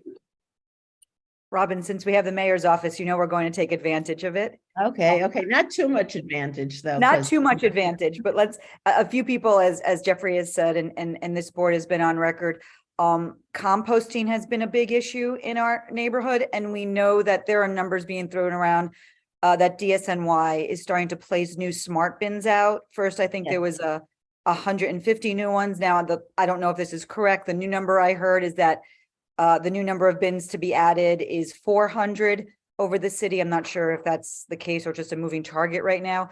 I don't know if we can have help with the mayor's office or who we can contact to influence DSNY to really highlight our neighborhood or our district. I think we have one composting drop-off site within like a 30 or 40 block radius, not including Hudson River Park. We really have an absence of them. So when it is decided, we don't know how it's decided or who gets the bins and why, but if that can be considered when this new rollout, when I say new, I think it's on a rolling basis. Rolling, yeah. Yeah. I will be happy to take that recommendation, wish to sanitation and to those folks who are making the decisions about the siting of those bins. And I will let you know what I find out. And I will, of course, express the desire of this community to be an active part of it by having available bins. Thank you. Mm-hmm. Thanks, Robin, and thanks for that question, Leslie. Appreciate you being here, Robin. Steph, I appreciate the opportunity to speak, and Jesse knows well how to contact me, and feel free. So Great. Thank you. Have a good night. Thank you. You too. Bye-bye. Up next from State Senator Liz Krueger's office, we have Dana, whose name I will butcher. And so Dana, I apologize for only saying your first and not last name as well. Hi, everyone. Thank you so much for having me tonight. I will keep it short and sweet. Senator Krueger would have loved to be here tonight, but she is finishing the last budget hearing today. The first one this morning was on housing, and now they're going through workforce development. So it's been. I want to interrupt you kindly so folks understand. The senator's chair of the finance committee, and she basically sits in on every single Senate budget hearing. So it is no small undertaking and feat what she is accomplishing for us. So our thanks to her for that. Yeah, thank you so much for highlighting that. So because Senator Krueger is the chair of the finance committee, her role really is to make sure that she hears all of the concerns from the Senate Democratic Conference, as well as witnesses that come to testify at those hearings. And the next steps are basically to work with the Senate Majority Leader to put together the one House budget that Senator Hoylman-Siegel mentioned earlier. These are really the moral documents of the Senate, and the Assembly makes one as well that they will then go and negotiate with Governor Hochul. So it's a very busy time for us. And in relation to that, there's a few bills that we are really fighting for as well. One is the Climate Change Superfund Act, which Congressman Jerry Nadler just came out last weekend to support and also advocate for being included in the state budget. And this act would essentially make polluters pay $75 billion over the course of 25 years to help fight New York's climate crisis. And the majority of those costs would be going to fossil fuel companies. And then just two other smaller bills that are related to a lot of the issues that were brought up today. We have one in relation to lithium batteries, prohibiting the sale of secondhand lithium batteries and providing penalties for violations, and setting very specific standards for manufacturing, distributing, and selling of lithium batteries. And we also have a bill in relation to adult cannabis use. The main part of this bill would allow the Office of Cannabis Management to provide enforcement to shut down illicit cannabis shops, and also make it a Class A misdemeanor for folks distributing cannabis without a license. The next thing is we have a very exciting virtual roundtable for boomers and seniors, and our next event will be on March 8th from 7 to 8:45 p.m. About knowing your rights for getting repairs in your apartments. And I think this information will also be on Community Board 4's newsletter as well for anyone that would like to join. And last year, Senator Krueger passed a bill that just went into effect last month that clarifies and makes it illegal for employers to threaten, penalize, discriminate, or retaliate against employees that use absences that are protected under federal, state, and local laws, including time off covered by New York State paid family leave and New York State paid sick leave. And that's all for me today. Thanks, Tina. We really appreciate you being here and for the updates. Up next, Donna in Assemblymember Rosenthal's office. Donna? Hi, everyone. Thanks so much for having me. So just some updates from Assemblymember Rosenthal in our office. We recently passed the Housing Access Voucher Program out of the Housing Committee, which the Assemblymember is a chair of. So this program would enact the statewide program similar to what other states like New Jersey and Connecticut have. It's modeled off of the federal Section 8 process. So if someone is on the process of an eviction or in a shelter, they can access the voucher. And so they would pay 30% of their income and the state would pick up the rest. And the voucher is based on the fair market rent of the area. One of the Assembly members' concerns is that while we need a robust housing supply, we also need to make sure we're building an affordable housing supply and providing protections to tenants who are in urgent situations today. Thus, this needs to be part of the budget plan. So we passed HAVP out of the Housing Committee, and we'll keep advocating for it to be part of the Assembly 1 budget as well as the governor's final budget. Another bill passed out of committee is a bill that would penalize a landlord who fails to register their rent-regulated apartment with the state and is caught overcharging the tenant. So penalties would be 3 to 5 times the amount of the overcharge plus interest. This is to increase penalties against those who pass affordable units off as market rate units. Next, the Assembly member wrote a letter to Larry Silverstein at Silverstein Towers and Hell's Kitchen.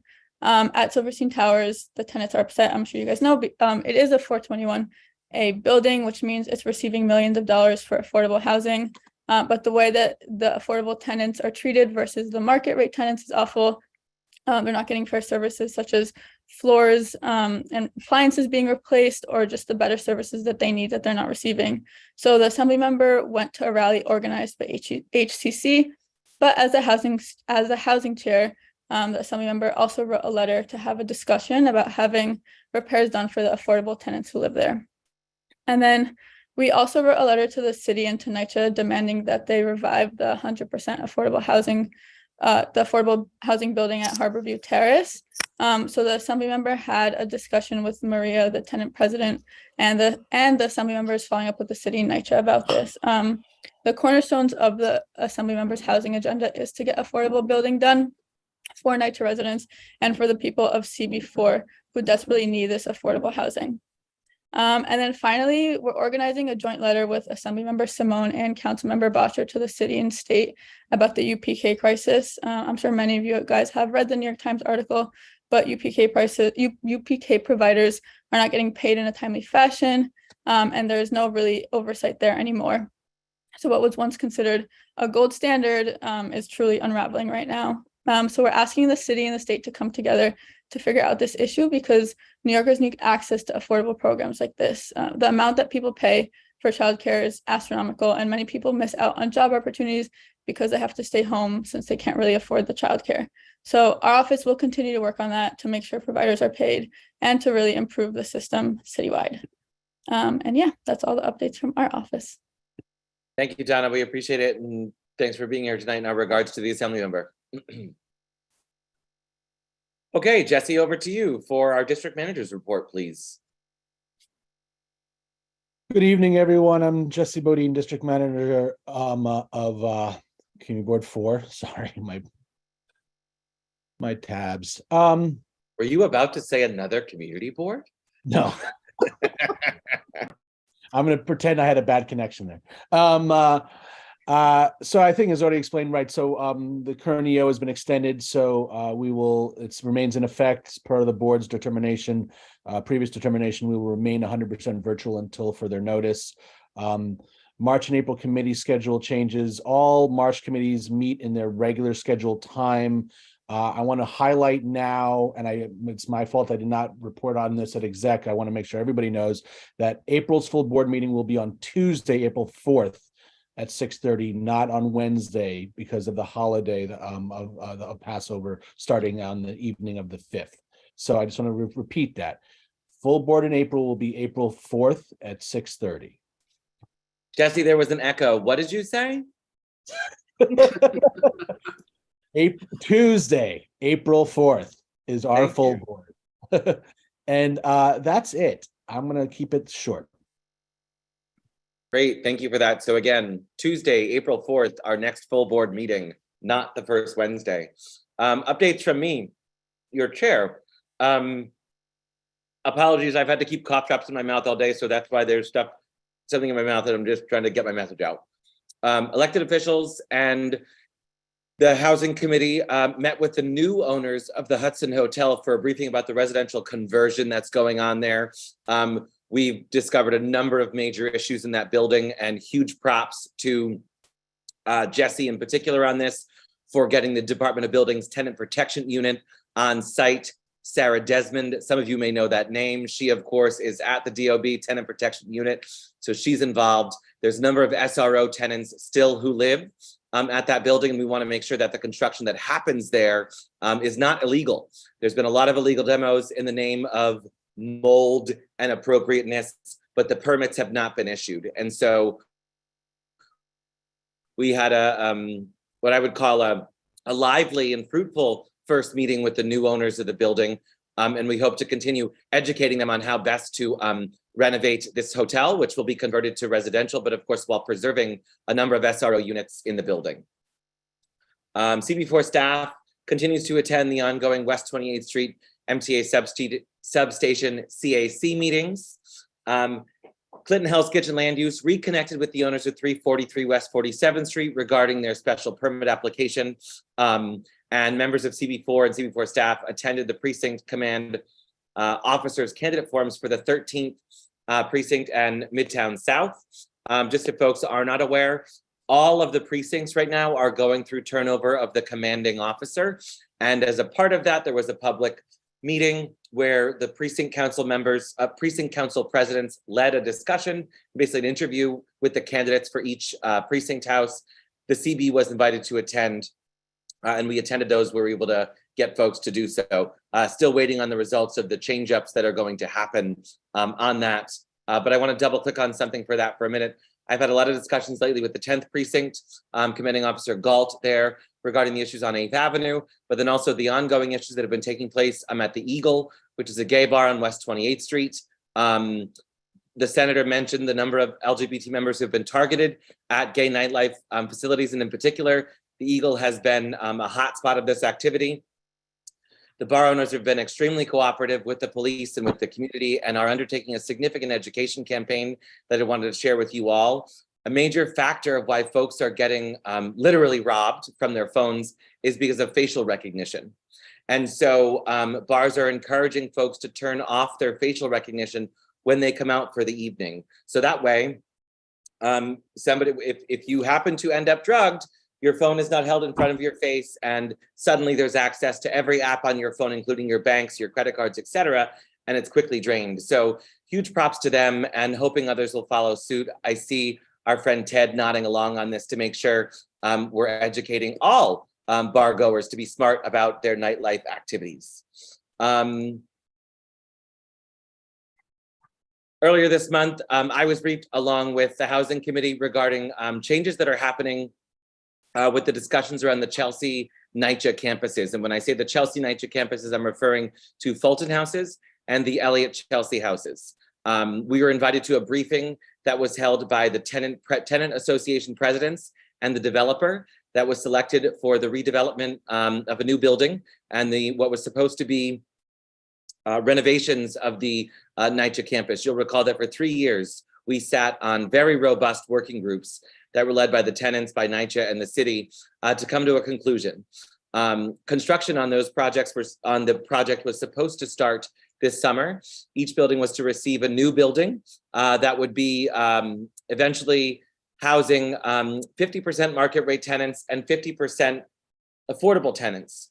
When discussion came forth with the respective tenants associations, many questions were asked about whether or not those would be buildings for NYCHA tenants.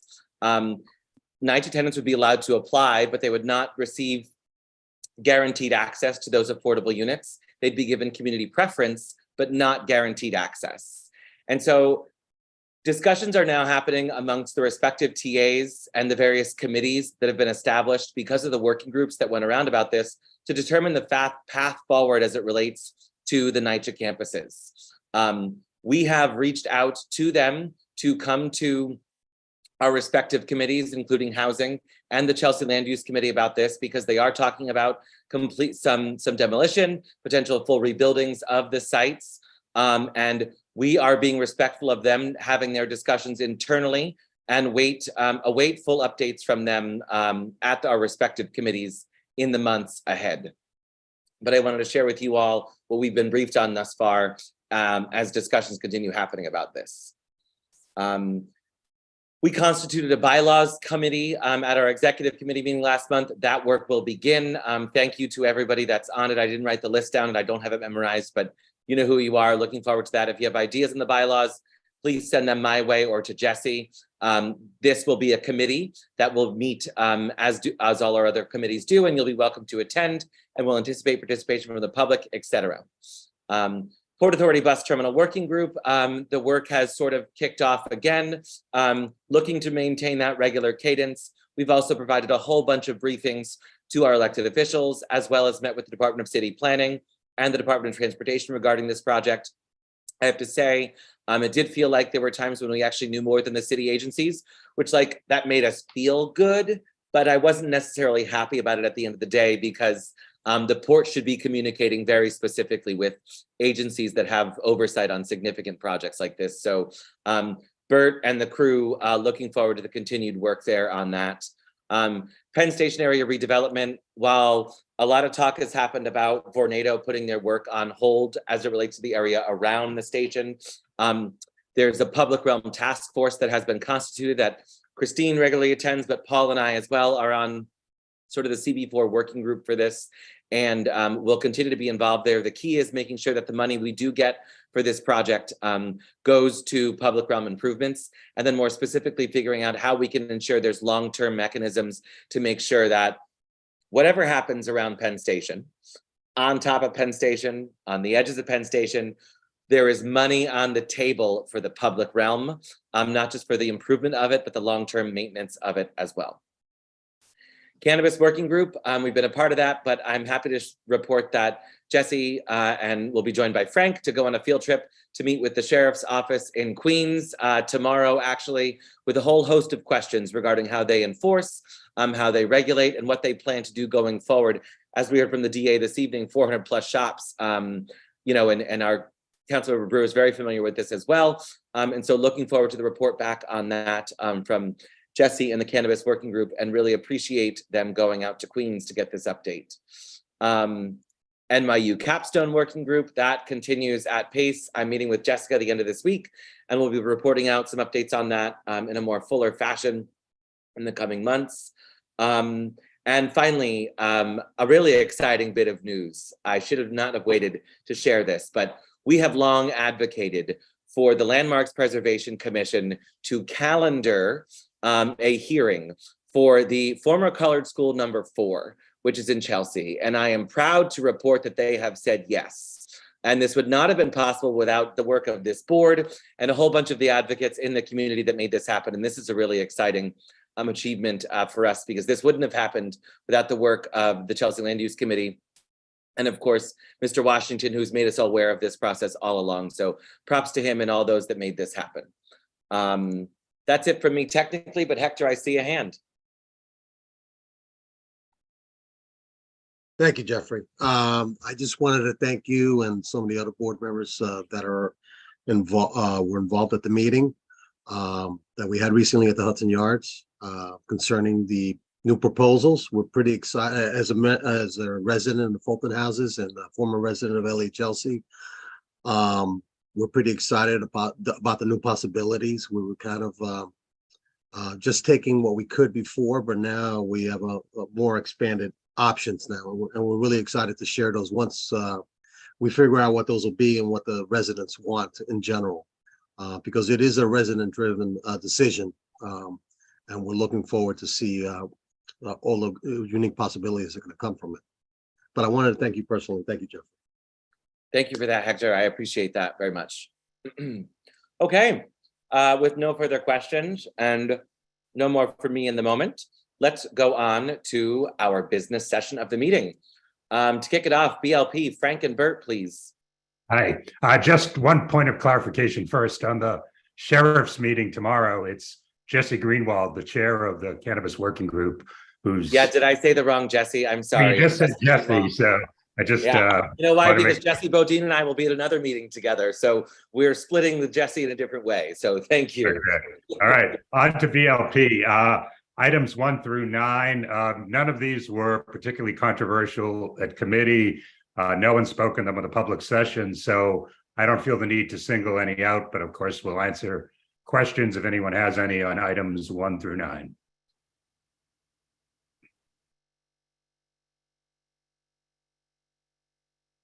Great, Frank, that was excellent. Everybody should report out like that this evening. No questions. We'll move on to WPE. Lee and Marty.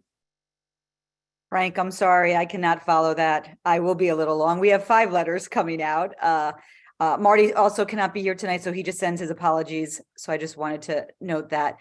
Our first letter is of the much talked about the last few months of the NYNJ HAT study, which is the U.S. Army Corps of Engineers coastal resiliency plan. Actually, it was a number of plans that they put forward to hopefully combat the rising stormwaters. And this was after Hurricane Sandy. They started their work, and this is what came out of it. There is one tentatively selected plan, the TSP. So we have been attending some of these public meetings by the U.S. Army Corps of Engineers and also some advocacy organizations. The U.S. Army Corps of Engineers came to WPE to present on this. And I think, like I've said before, it's a huge plan. I mean, it covers all of New York. It covers much of New Jersey. So when they go around talking about this plan about this much, maybe 99% is not about our district.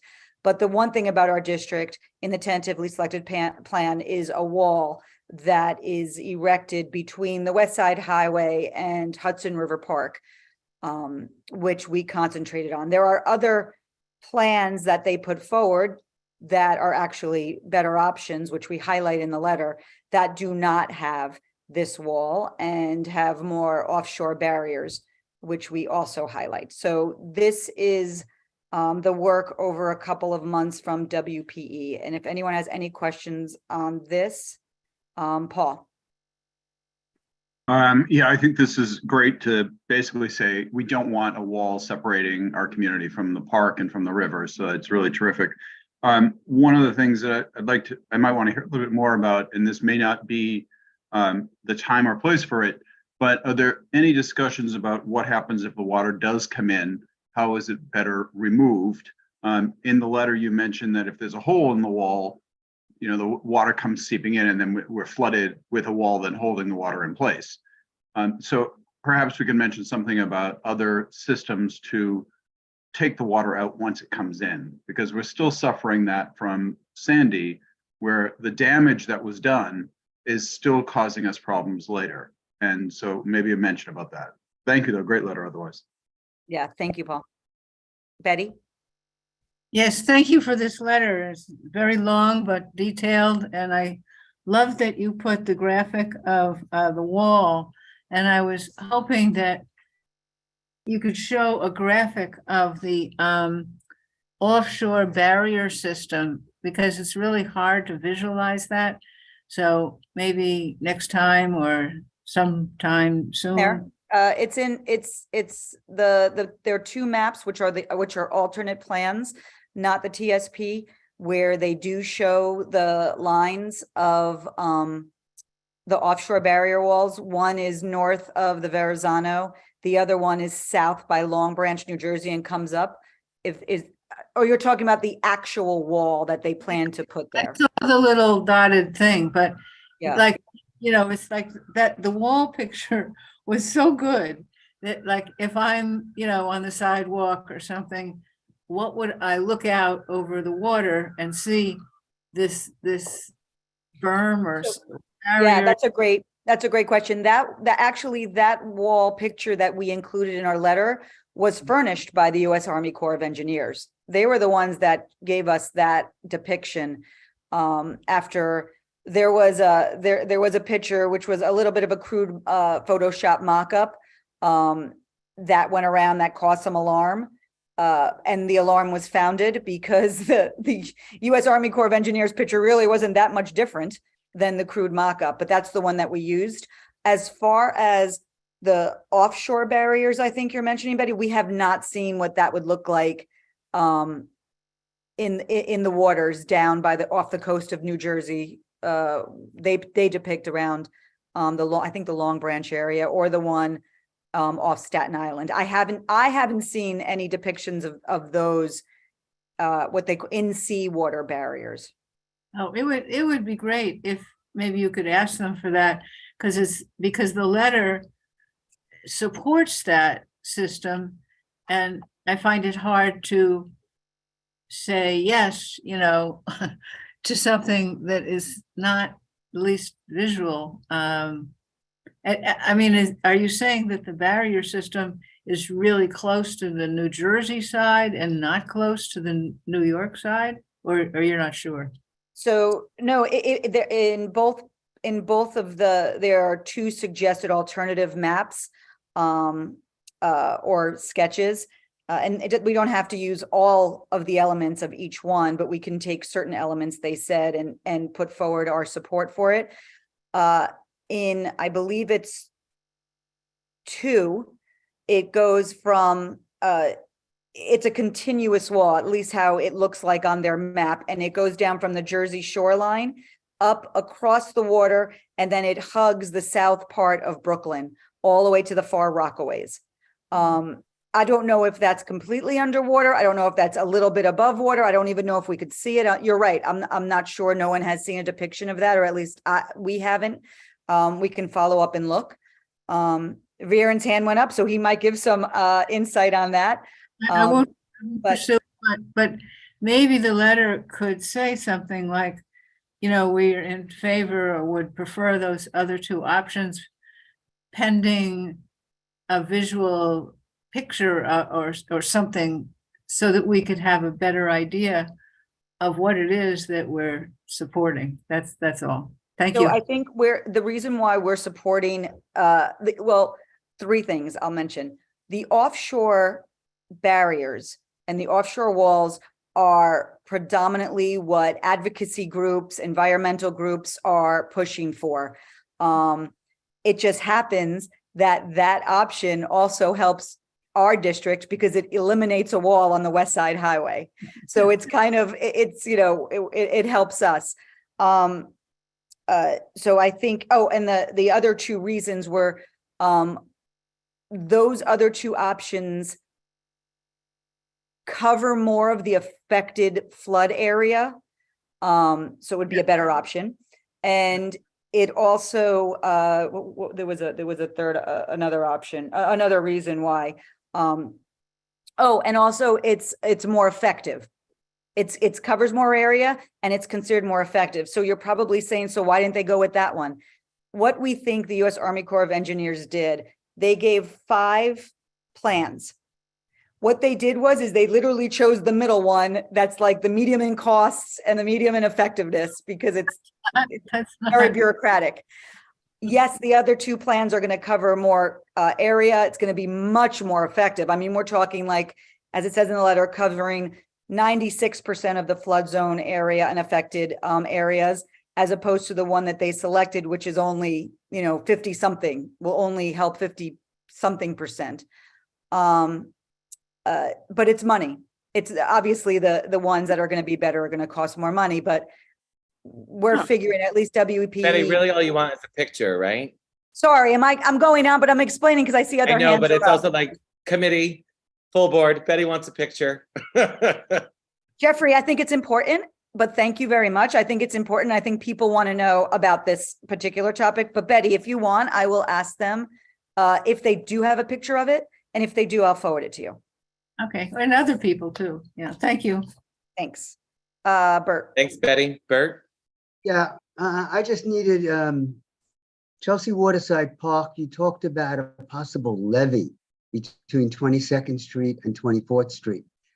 I had difficulty envisioning that. I didn't see any kind of, maybe it's just a picture again, Jeffrey, I don't know.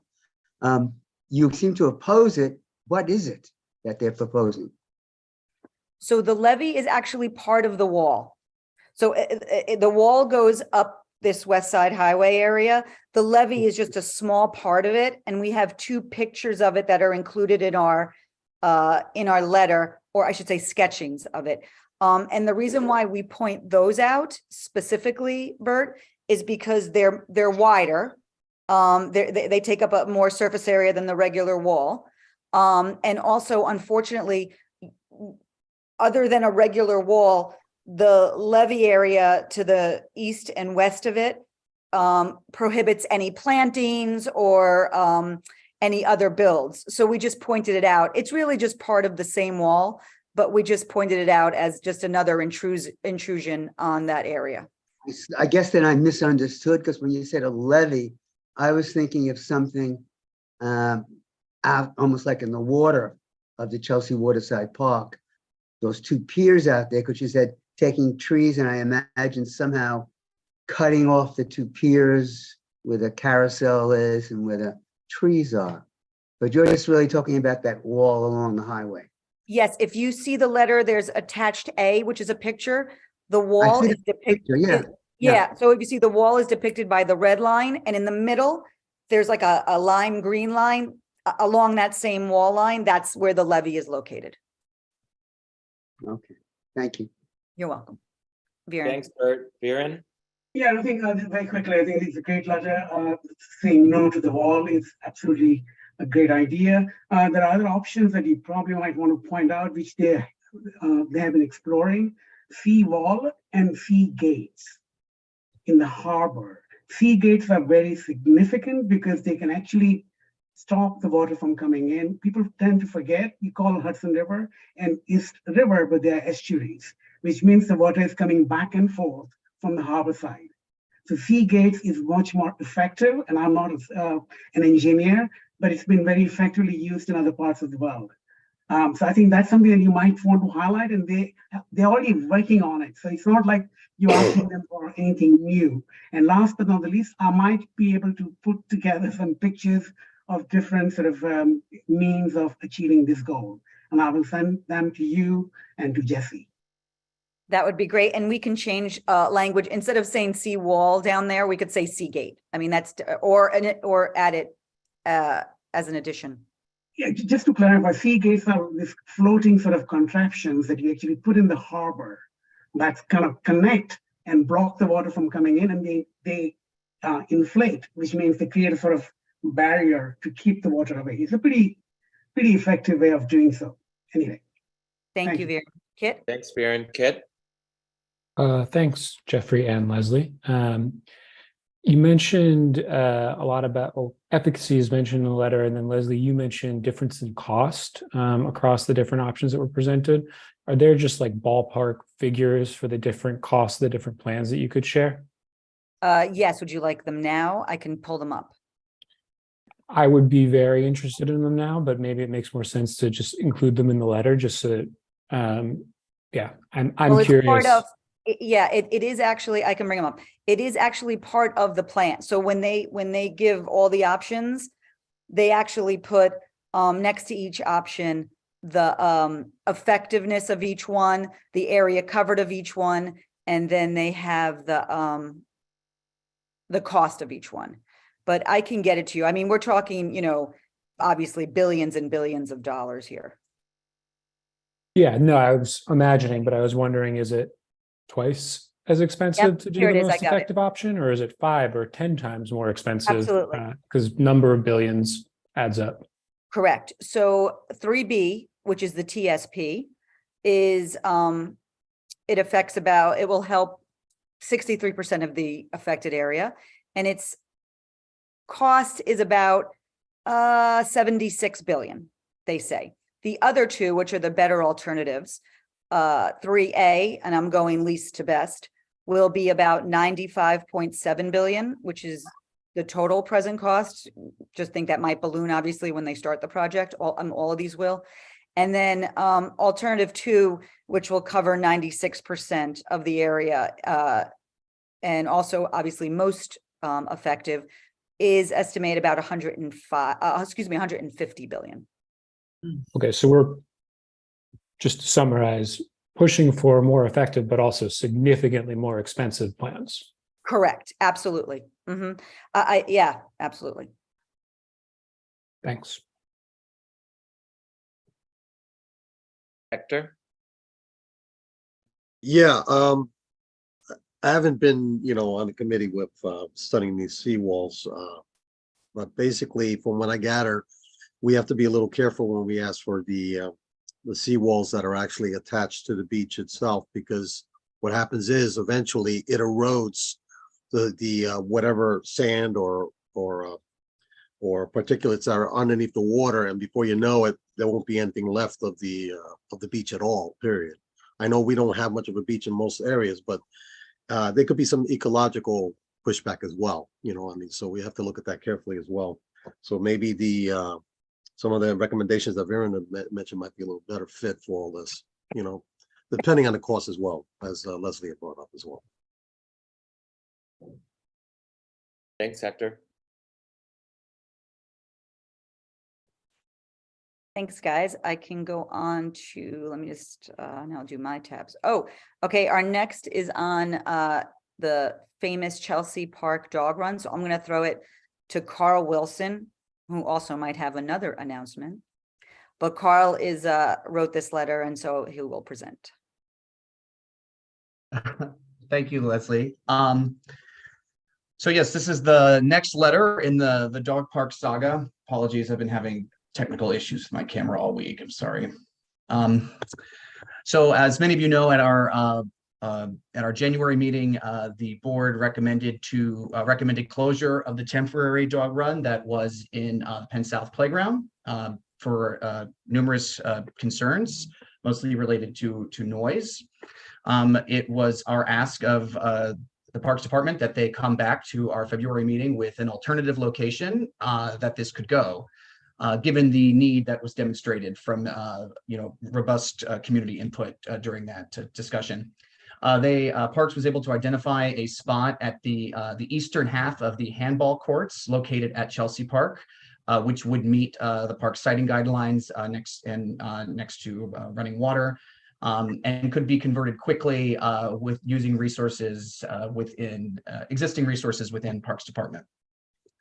So this letter commemorates that presentation to us and also notes our recommendations for improvement, which we were concerned about community engagement. We thought that Parks was not reaching some of the key stakeholders in that area, including the Chelsea Elliott tenants, PS 33 Hudson Guild.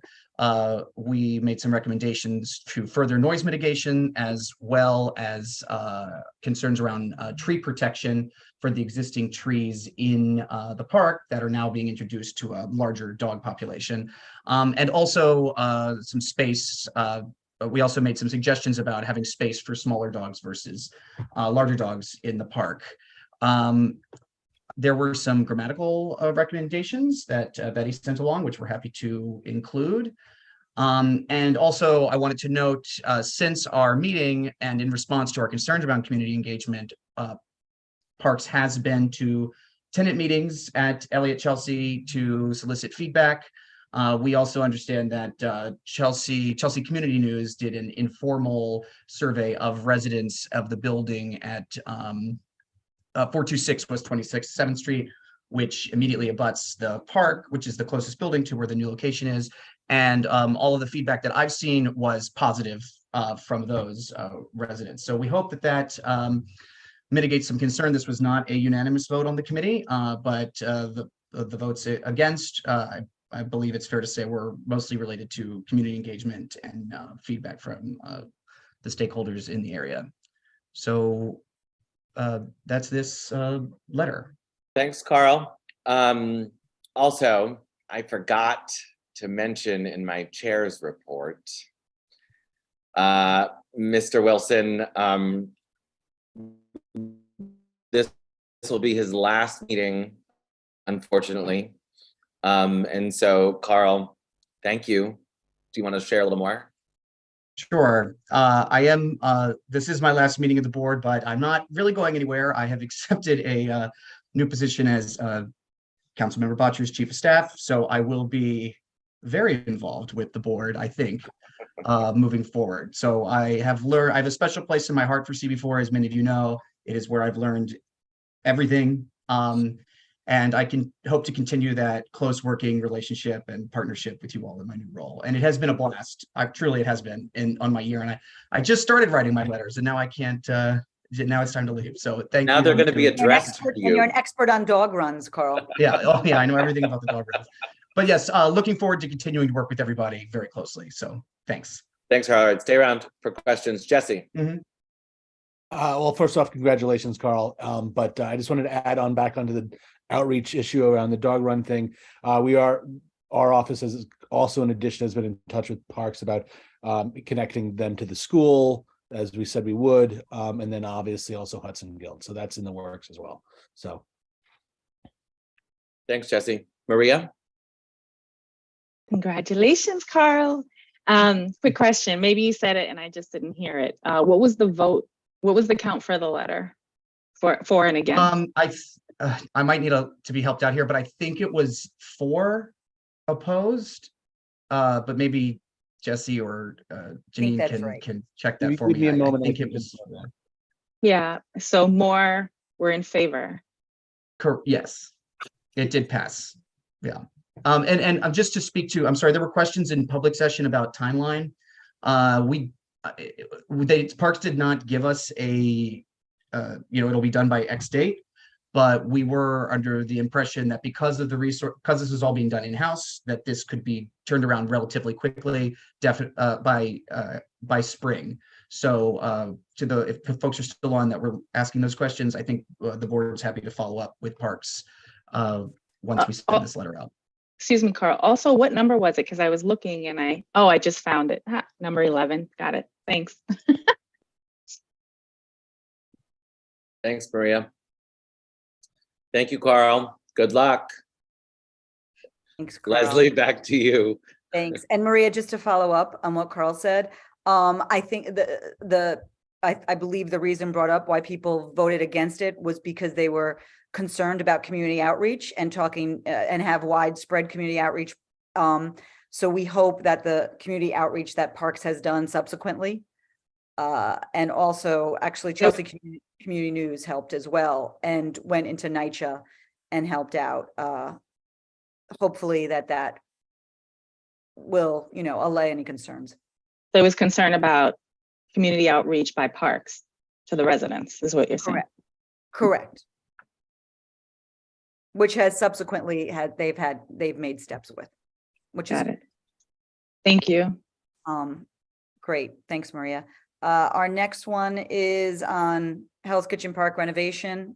Just one documenting and looking forward to that one. And on this one, I just want to make a note that we are very happy that Parks listened to the community quickly about a few design elements of this and switched it up, which is in the letter.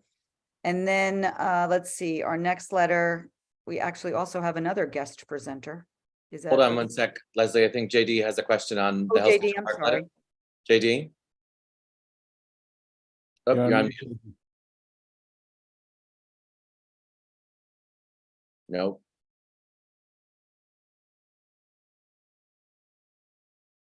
Sorry about that. Can I be heard now? Yes. Yep. Thanks, Leslie. Thanks, Jeffrey. 2 minor points, Leslie. Line 37. You went back on mute, JD.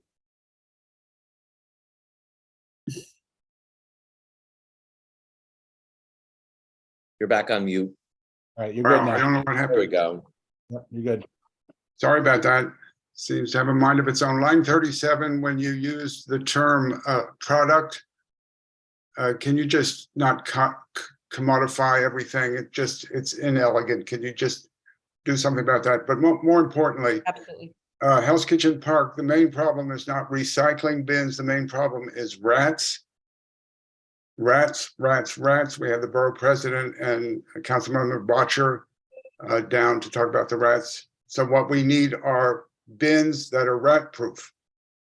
That should be first. Secondly, recycling bins are fine. Those smart bins, the compost bins, they're really nifty and they are terrific, but they really need to first reach out to the block association so people can monitor them, so people don't start just leaving stuff on top, because you have to have an app to open them up. So can we have some language where they contact the block association to get these things in there?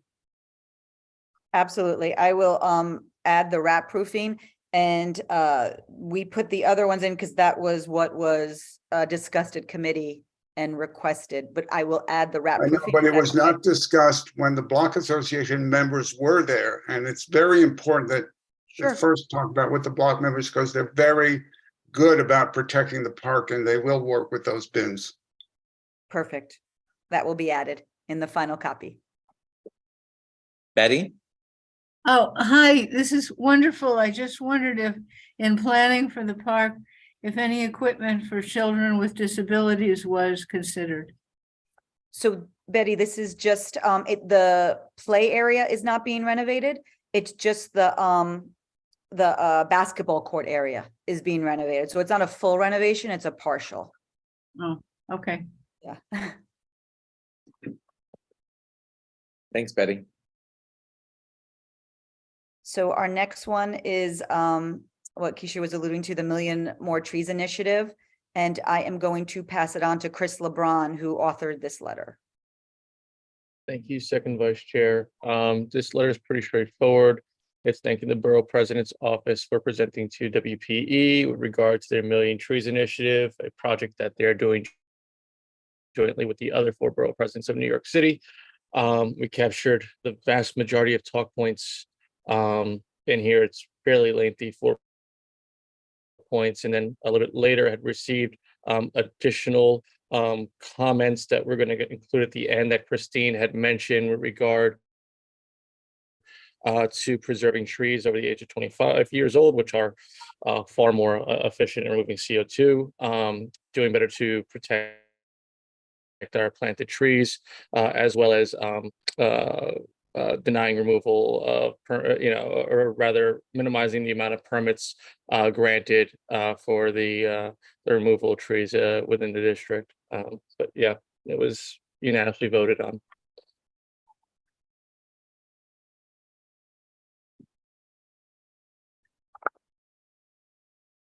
Christine? Just wanted to say thank you for including those comments. Appreciate Chris, and we want 1 billion trees. That's what we want. Absolutely. The more we can preserve, the better off the longevity of this project is in terms of its success. Great, and thanks, Chris, for that. And WPE's last letter is on the Bella Abzug Park Blocks 5 and 6 design. We have, if anyone hasn't seen it, it's a really wonderful design. So this is just comments on that design. We already made there were a couple of friendly amendments, some edits, including a footnote reference to a previous letter supporting the shared streets around there. So we will take those edits and put it into the final draft. Great. And that is a long time coming. So props to you guys on delivering that letter and these comments for blocks 5 and 6. And for the rest of the work, thank you, Leslie and WPE. Up next, Kit and Alan at ACES, please. Thank you, Jeffrey. And I'd like to pass this over to Katie, who wrote the letter, please. Yes, thanks. So this is letter 15, where we heard at ACES from 2 parent leaders at the High School for Environmental Studies on 56th Street that there has not been an on-site permanently appointed principal in more than 18 months. There has been an interim acting principal for more than 18 months. And so the parent groups had gone to the DOE and asked the DOE to start the process for a permanent appointment. And the DOE said no, because they said, well, there is somebody who's permanently appointed. They're just not on site. Apparently, that person has been removed more than 18 months ago, and the parents are under the impression that there's an investigation of that person. And the DOE says that there's no timeline for resolving that or having an on-site person. And the parents have said, that the faculty, everybody is being adversely affected by not having an on-site permanent appointment. So this letter is simply asking the DOE to make arrangements to have a permanent on-site principal at this school by June, so that that person can help with hiring and things this summer and can be ready to go in the fall. Thanks, Katie. I was shocked to learn this, so thank you guys. Thanks to ACES for taking it up in the letter. Seeing no questions, we'll go on to transportation. Christine and Dale. Yes, we have 3 very simple letters that are self-explanatory, and I'm happy to answer any questions you want. 17, 18, and 19. Thank you. Any questions for transportation? Oh. Roberta?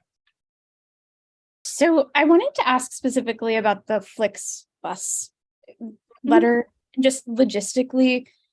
It sounds like they have a parking lot on the south side of 31st Street, but it looks like from walking by, they do some sort of drop off or pickup there. Are they not using it as a bus stop? I'm trying to understand what. No, they are using fully the parking lot, which we are happy with because we told them to do that, right? So they have about 6, 7 buses, but they came and said that they were expanding their businesses and it would be simpler if they could take the buses out and do all the pickup and drop off on the sidewalk. And we said, I don't think it's a good idea. Plus, the taxi stand now is the taxi stand of the new Monahan station. So this area is completely used by taxis and shared drives, etc. And so that doesn't make any sense. Sure. Thank you for explaining that. And so the letter itself has no sort of bearing on that use of the parking lot. It's just about the use of the street space. Yeah, because that's the permit they're asking for. Thank you. Maria? Thanks, Jeffrey. Christine, the Muddy Paws, is that a nonprofit that's on 9th Avenue between 55th and 54th? Yes. I feel a little offended. We can't say that they need to give the space for cats sometimes too. Because they said no. No comment. We can't advocate for cats there sometimes. I say it in fun, but y'all know I love cats. All right. Thank you. Thank you, Maria. Christine, for the taxi stand letter, why is it going to Cushman Wakefield?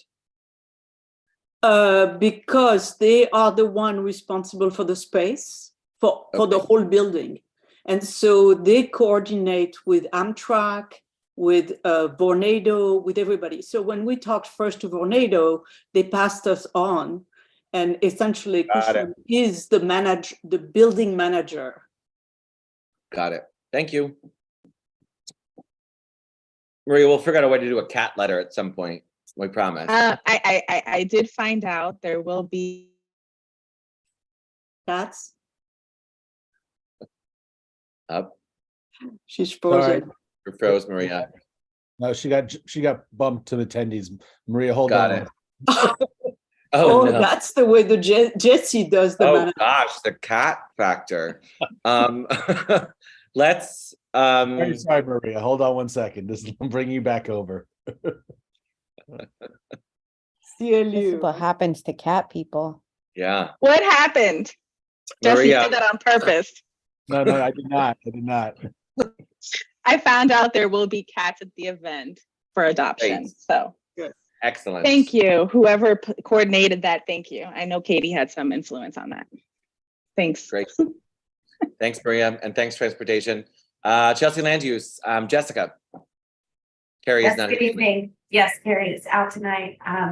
We have 3 letters. I think they're pretty clear, passed unanimously. One, just very quickly, is for the Church of Holy Apostles, which is requesting to place a lamppost, which will have the dual benefit of, most importantly, adding needed security to their property, but also serve to beautify the church and the area. The second letter is a letter to ODS, requested to ESD, excuse me, ESD, requesting the immediate restoration and in-kind replacement of the terracotta elements. This is related to the baby facility. We've written many letters kind of touching on this topic, but agreed that a letter requesting that this immediately be addressed was essential. And the third letter is connected to Our Lady of Guadalupe Church at 229-231 West 14th Street, requesting that LPC begin an evaluation of this property with the goal of designating it a landmark. It is a very unique property. I encourage everyone to read the letter, and the decree associated with it is certainly very interesting. And we were delighted to be able to add our voice to moving this through the LPC process. Are there any questions? Thanks, Jessica. Maria, for Housing, Health, and Human Services. I don't believe Joe is here tonight.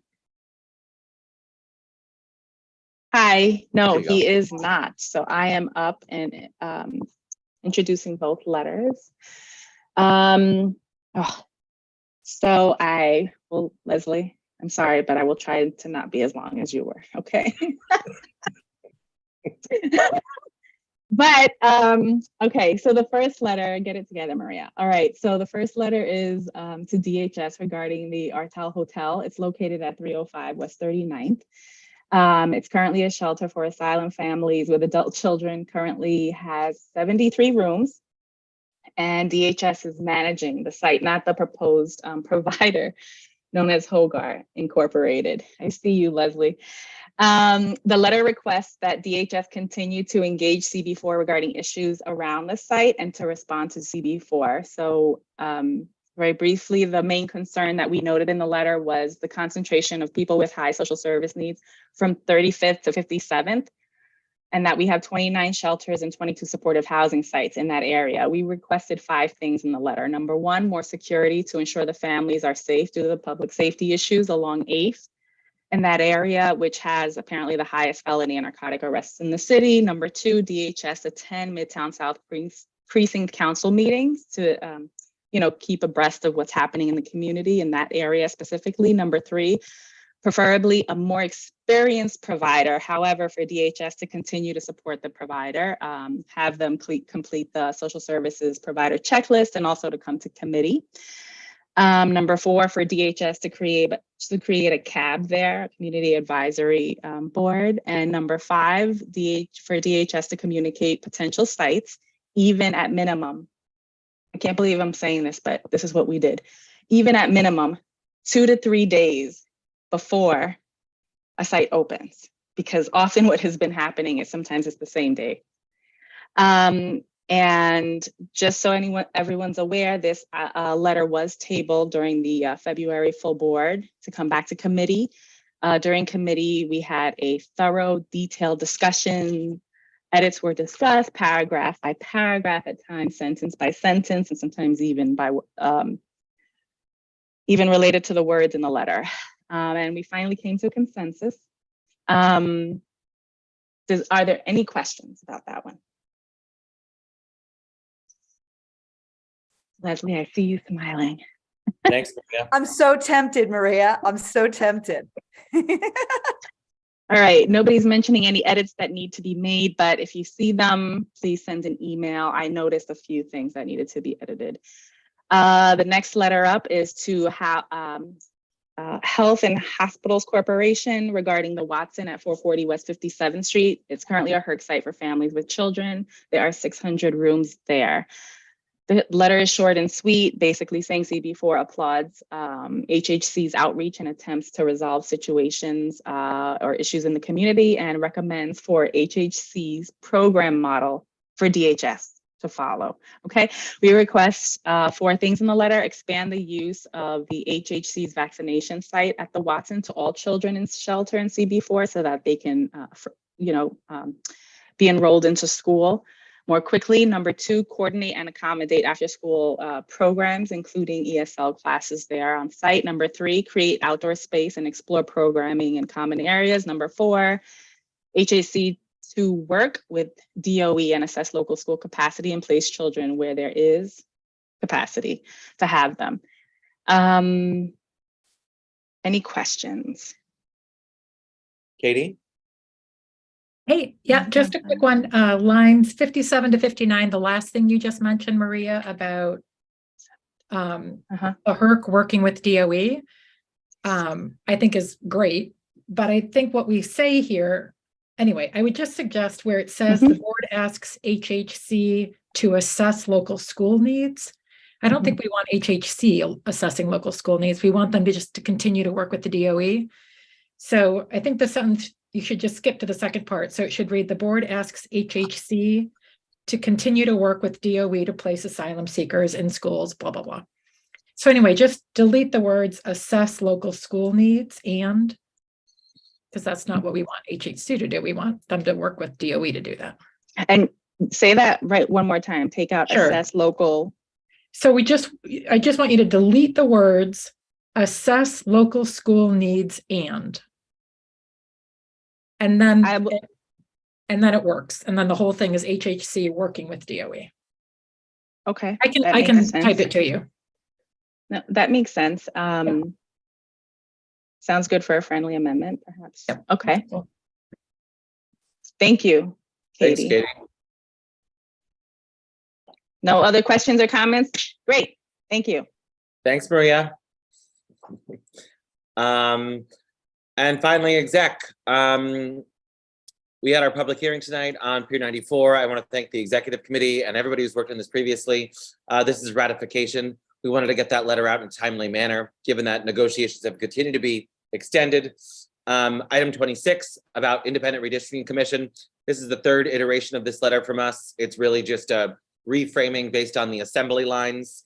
The joint letter from Clinton Health Kitchen Land Use and Chelsea Land Use is about the public bathroom task force proposed text amendment, a city planning action. And then finally, letter to the mayor and city council in support of our existing zoning and development plan for the Western Rail Yards. Mr. Noland. Yes, Jeffrey, somewhere in that letter, could you insert permanently affordable housing? That was the request. It was not just housing, it was permanently affordable housing. That's important. We're talking Western Rail Yards, right? Yes. Got it. Mr. LeBron. Thank you, Chair. This is with regard to letter 26.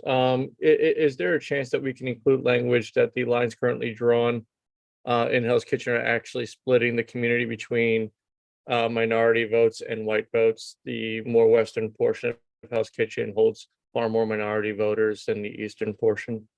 Well, the So it line, bifurcates up, you know. the new lines go all the way to the river from about 7th Avenue, Broadway, up to 53rd Street. It's very different than the old lines. Yeah, no, And but if so you, I thought you were asked, it was an east-west divide. no, if you go up further to 60th Street as asked and you go to the river, capturing the totality of Hudson River, you no longer separate votes between minorities and whites. So it's just. So I'm happy to Really add that it sensitive. should go. I guess I absolutely need to clarify that the ask is meant to go from 60th Street all the way to the river. Sorry about that. Yeah, so in 100%. doing so, you capture the whole voter community and you don't bifurcate. Yeah, that's totally fine. We asked for the lines to be, contiguous with the assembly district, which is, excuse me, the community new board. line should be contiguous with the community district, which of course goes to the river at 60th Street. So happy to clarify. Yeah, just absolutely. If there could be language that speaks to the racial dynamics of the community, that's all. Not wanting it to be split up. Thank you. Mr. Green. Thanks, Jeffrey. Just to get You're not announcing you're clarification- going to go be a chief of staff or something, right? No, definitely not. With letter 27 on the public bathroom letter, just curious. So is this, I saw that the task force is comprised of 5 different community boards. Are those community boards throughout the city? And is this like a citywide text amendment that is being, that would be amended? I'm just wondering sort of what the scope of this text amendment, or is it just Manhattan? Is it just within our community board that this would affect? Is that just wondering about that? I'm going to defer to Paul or Jessica on this one. I'll field it, I think. Matt, the public restroom working group is four representatives from 4 community boards in Manhattan and 1 community board in Queens. So I think they are looking at it as a citywide zoning text amendment, but it is going to the Manhattan Borough Board as the kickoff place. The letter is intended to give this working group some insight as to what our specific concerns are from our district. And then they'll come back to us with more refined language for the overall zoning text amendment later. Got it. So just for the record, I'm in full support. I think, having more public restrooms throughout the city is incredibly important. I may have a potential conflict, so I may be voting P&E on this, but I just wanted to say I really think this is an important issue, and I like the recommendations here. So thank you. Thanks, Matt. Betty. Yeah, I am definitely in favor of this letter. I brought it up in the Chelsea Land Use Committee. I'm not sure if it goes in this letter, that the western part of Chelsea is kind of a desert for bathrooms, and I don't know if we want to add something about that in the letter or not, or whether it's going to be part of the Parks Department going to each zip code or something, but or maybe it's a future effort to work hard to find facilities that could accommodate, like for instance, the clinic on 9th Avenue and 28th, maybe they could have a public bathroom there, so I think it's a worthy cause, especially with the dog park coming up. I see what you did there, Ms. McIntosh, looping those together. Paul, do you think that's friendly, or is it out of scope for this?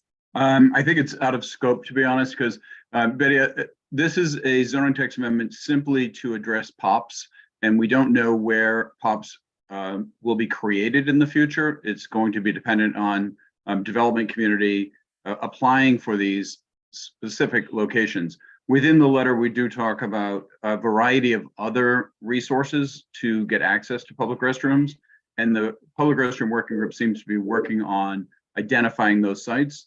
And within the letter, we also mentioned, as part of your comment from the committee meeting, is that we do add in that Parks has been requested to identify 1 new public restroom per zip code, and we say there's probably need for more than just 1 in these zip codes. Yeah, So, but maybe at some point we'll be sort of proactive about this. Anyway, thank you. Yeah, thanks. Thanks, Betty. David? I support this letter 100%, and I want to thank you guys for doing this. I serve on the bathrooms committee, so you're making my life a lot easier. I'm going to look good in the working group for the hard work that people have done. So, and Betty, if anyone has any suggestions like that, I can always bring it to the bathrooms working group. We're meeting on Thursday at via Zoom at 5 o'clock. Public. So once again, thank you all for the hard work that you've done. Thanks, David. Pier? Yeah, just a quick clarification, Paul. 1 restroom per zip code is a non-park restroom. It's going to be a regular public restroom. And Parks Department is actually being asked to do their own thing.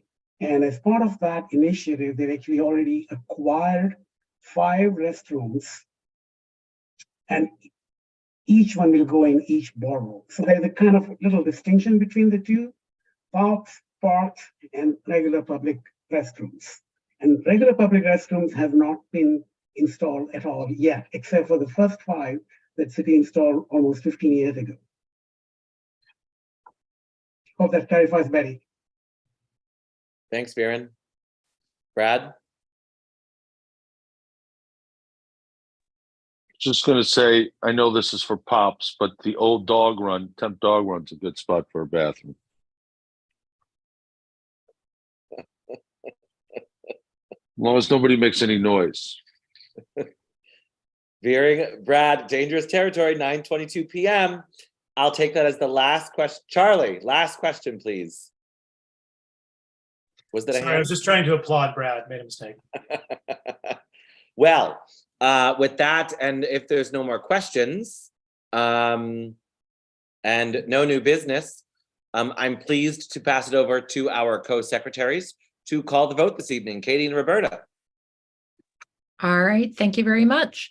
Just a quick And- note, we have no ULERPs, so it is a single roll call this evening. One table and one ratification. So item 16, you'll vote as that it's been tabled. And don't forget to fill out your vote sheet. Katie and Roberta, sorry. That's okay. All right, Ted, as always, you get to start us off. Yes to all and sent. Thank you. Roberta, Yes to all. Christine,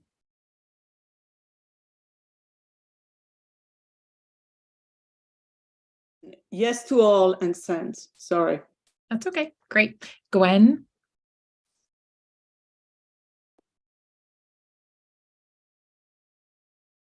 is Gwen? Okay, moving on. Leslie, Was here. Bogosian Murphy. Yes to all and submitted. Thank you. Varen, Yes to all. thanks. Jessica, Yes to all. Dale, I is don't he here think he's tonight? here.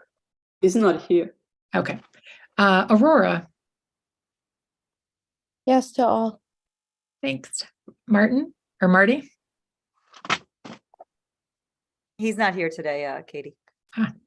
Paul, Yes to all. thank you. Pete Diaz. Yes to all. And Tina, was she here tonight? I don't think so. Okay. Let's see her. Wendy, Yes to all. thanks. Matt, E&E on 27 and yes to the rest. got it. Jesse Greenwald. Yes to all. Thank you very much. Candace, Yes to all. Yes to all. thanks. David Haloka, Yes to all. thanks. Frank, Yes to all. Josephine, Yes to all. Yadira, Yes to all submitted. thank you. Peggy, No, Peggy. okay. And I think you said Carrie's not here tonight. Correct. What about Lowell? Yes, he is. I am here. Okay, hey. I'm going to turn my camera on since I thought I was required to vote. In my haste to be submitted, I accidentally clicked yes on the item we tabled. So I'm resubmitting my vote sheet, but I'm voting yes to all. Great, thank you. Blake, Yes to all. thank you. Bert, Yes to all. Chris, Yes to all, table 16. thank you. Betty, Yes to all. Sarah,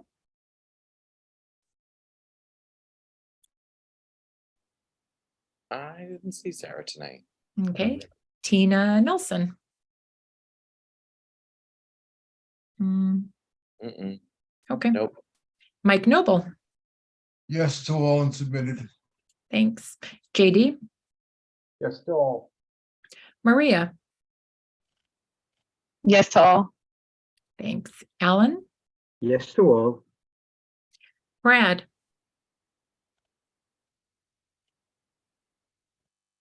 okay. Yes to all, thank you. Yep, thanks. And I think Joe's not here this evening, so then Sabrina. Yes to all. Thank you. Thank you. Dolores, Yes to all. great. David Solnick,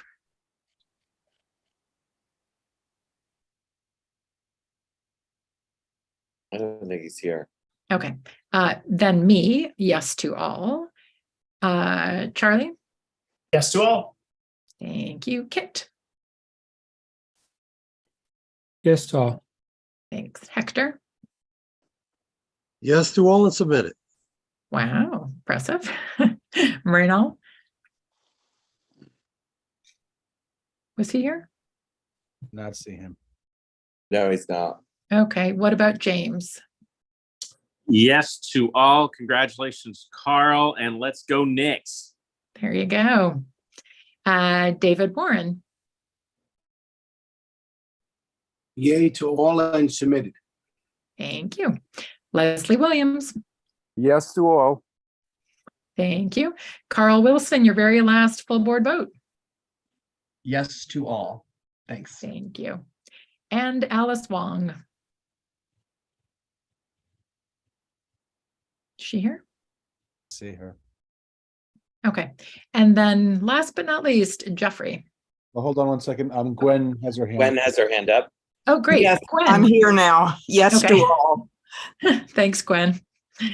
Okay, now Jeffrey. And I get to make it easy as well. Yes to all. All right.